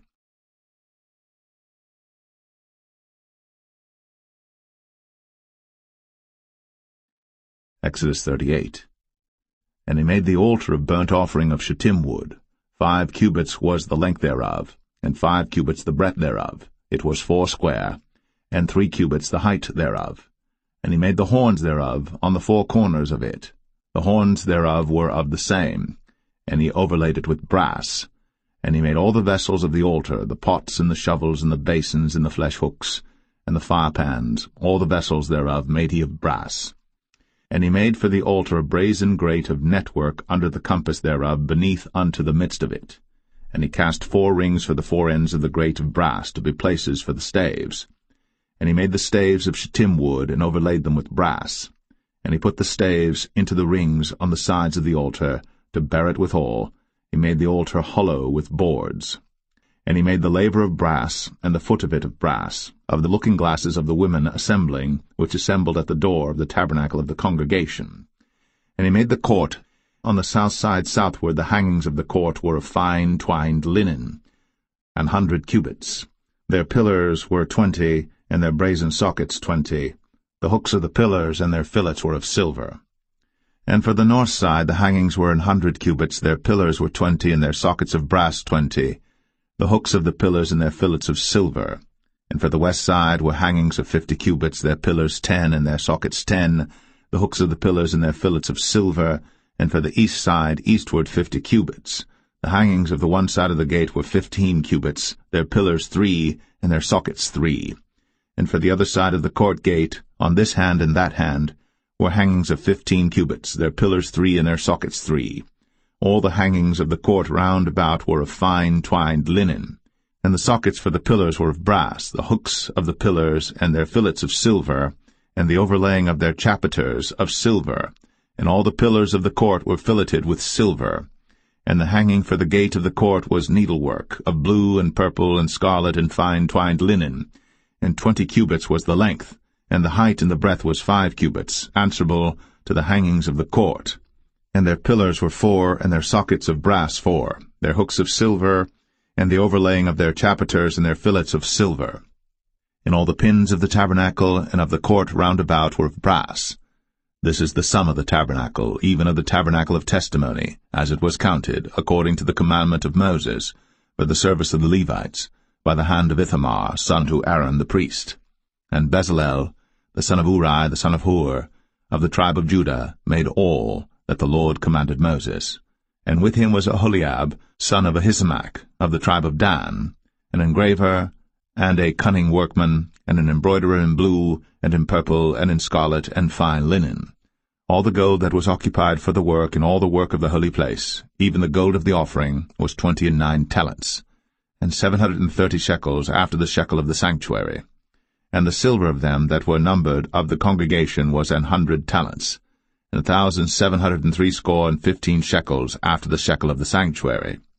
A bekah for every man, that is, half a shekel, after the shekel of the sanctuary, for every one that went to be numbered, from 20 years old and upward, for 600,000 and 3,550 men.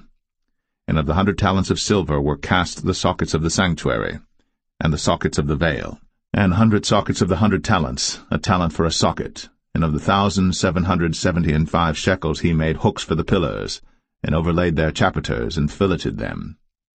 And the brass of the offering was 70 talents, and 2,400 shekels. And therewith he made the sockets to the door of the tabernacle of the congregation, and the brazen altar, and the brazen grate for it, and all the vessels of the altar, and the sockets of the court round about, and the sockets of the court gate, and all the pins of the tabernacle, and all the pins of the court round about.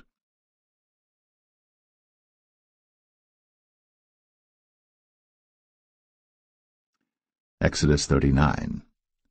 And of the blue, and purple, and scarlet they made cloths of service, to do service in the holy place, and made the holy garments for Aaron, as the Lord commanded Moses. And he made the ephod of gold, blue, and purple, and scarlet, and fine twined linen. And they did beat the gold into thin plates, and cut it into wires, to work it in the blue, and in the purple, and in the scarlet, and in the fine linen, with cunning work. They made shoulder pieces for it, to couple it together. By the 2 edges was it coupled together. And the curious girdle of his ephod that was upon it was of the same, according to the work thereof, of gold, blue, and purple, and scarlet, and fine twined linen, as the Lord commanded Moses. And they wrought onyx stones enclosed in ouches of gold, graven as signets are graven, with the names of the children of Israel. And he put them on the shoulders of the ephod, that they should be stones for a memorial to the children of Israel, as the Lord commanded Moses. And he made the breastplate of cunning work, like the work of the ephod, of gold, blue, and purple, and scarlet, and fine twined linen. It was 4 square. They made the breastplate double. A span was the length thereof, and a span the breadth thereof, being doubled.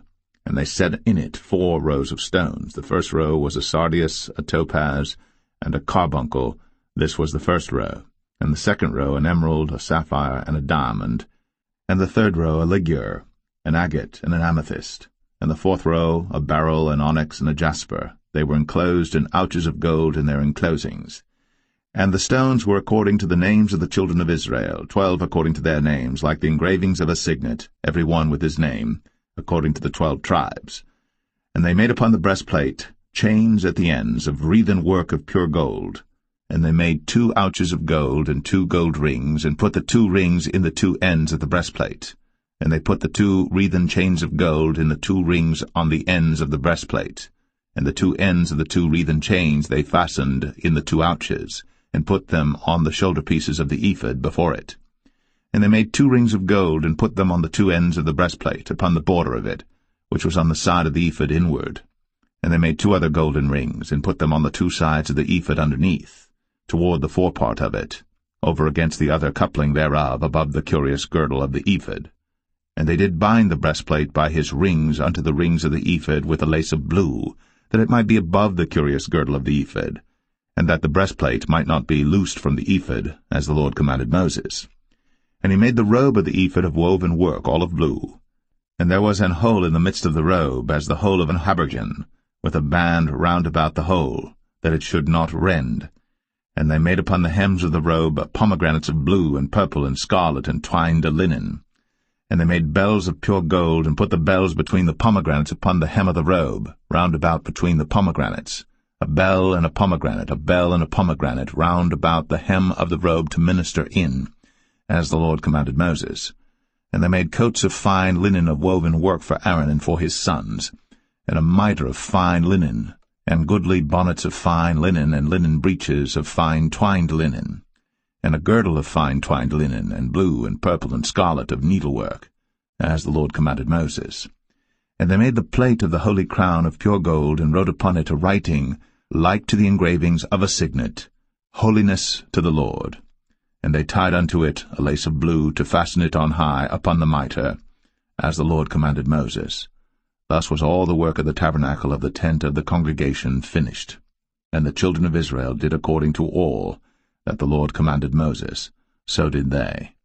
And they brought the tabernacle unto Moses, the tent, and all his furniture, his taches, his boards, his bars, and his pillars, and his sockets, and the covering of ram skins dyed red, and the covering of badger skins, and the veil of the covering, the ark of the testimony, and the staves thereof, and the mercy seat, the table and all the vessels thereof, and the showbread, the pure candlestick, with the lamps thereof, even with the lamps to be set in order, and all the vessels thereof, and the oil for light, and the golden altar, and the anointing oil, and the sweet incense, and the hanging for the tabernacle door, the brazen altar, and his grate of brass, his staves and all his vessels, the laver and his foot, the hangings of the court, his pillars and his sockets, and the hanging for the court gate, his cords, and his pins, and all the vessels of the service of the tabernacle for the tent of the congregation, the cloths of service to do service in the holy place, and the holy garments for Aaron the priest,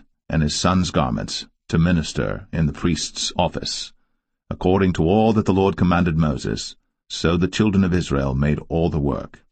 And Moses did look upon all the work, and behold, they had done it, as the Lord had commanded, even so had they done it. And Moses blessed them.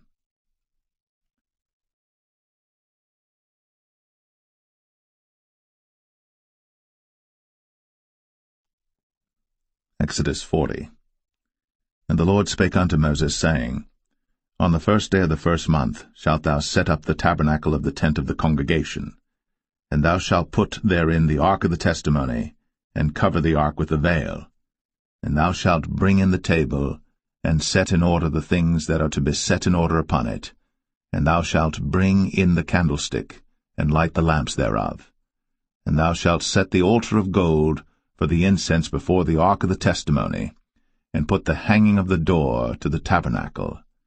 And thou shalt set the altar of the burnt offering before the door of the tabernacle of the tent of the congregation. And thou shalt set the laver between the tent of the congregation and the altar, and shalt put water therein. And thou shalt set up the court round about, and hang up the hanging at the court gate. And thou shalt take the anointing oil, and anoint the tabernacle, and all that is therein, and shalt hallow it, and all the vessels thereof, and it shall be holy. And thou shalt anoint the altar of the burnt offering, and all his vessels, and sanctify the altar, and it shall be an altar most holy. And thou shalt anoint the laver and his foot, and sanctify it. And thou shalt bring Aaron and his sons unto the door of the tabernacle of the congregation, and wash them with water.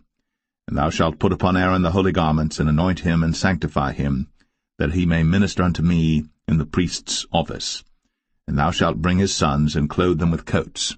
And thou shalt anoint them, as thou didst anoint their father, that they may minister unto me in the priest's office, for their anointing shall surely be an everlasting priesthood throughout their generations. Thus did Moses. According to all that the Lord commanded him, so did he. And it came to pass in the 1st month, in the 2nd year, on the 1st day of the month, that the tabernacle was reared up. And Moses reared up the tabernacle, and fastened his sockets, and set up the boards thereof, and put in the bars thereof, and reared up his pillars. And he spread abroad the tent over the tabernacle, and put the covering of the tent above upon it, as the Lord commanded Moses. And he took and put the testimony into the ark, and set the staves on the ark, and put the mercy seat above upon the ark. And he brought the ark into the tabernacle, and set up the veil of the covering, and covered the ark of the testimony, as the Lord commanded Moses. And he put the table in the tent of the congregation upon the side of the tabernacle northward without the veil. And he set the bread in order upon it before the Lord, as the Lord had commanded Moses. And he put the candlestick in the tent of the congregation over against the table on the side of the tabernacle southward. And he lighted the lamps before the Lord, as the Lord commanded Moses. And he put the golden altar in the tent of the congregation before the veil. And he burnt sweet incense thereon, as the Lord commanded Moses. And he set up the hanging at the door of the tabernacle. And he put the altar of burnt offering by the door of the tabernacle of the tent of the congregation, and offered upon it the burnt offering and the meat offering, as the Lord commanded Moses. And he set the laver between the tent of the congregation and the altar, and put water there to wash withal. And Moses and Aaron and his sons washed their hands, and their feet thereat, when they went into the tent of the congregation, and when they came near unto the altar, they washed, as the Lord commanded Moses. And he reared up the court round about the tabernacle and the altar, and set up the hanging of the court gate. So Moses finished the work. Then a cloud covered the tent of the congregation, and the glory of the Lord filled the tabernacle. And Moses was not able to enter into the tent of the congregation, because the cloud abode thereon, and the glory of the Lord filled the tabernacle. And when the cloud was taken up from over the tabernacle, the children of Israel went onward in all their journeys.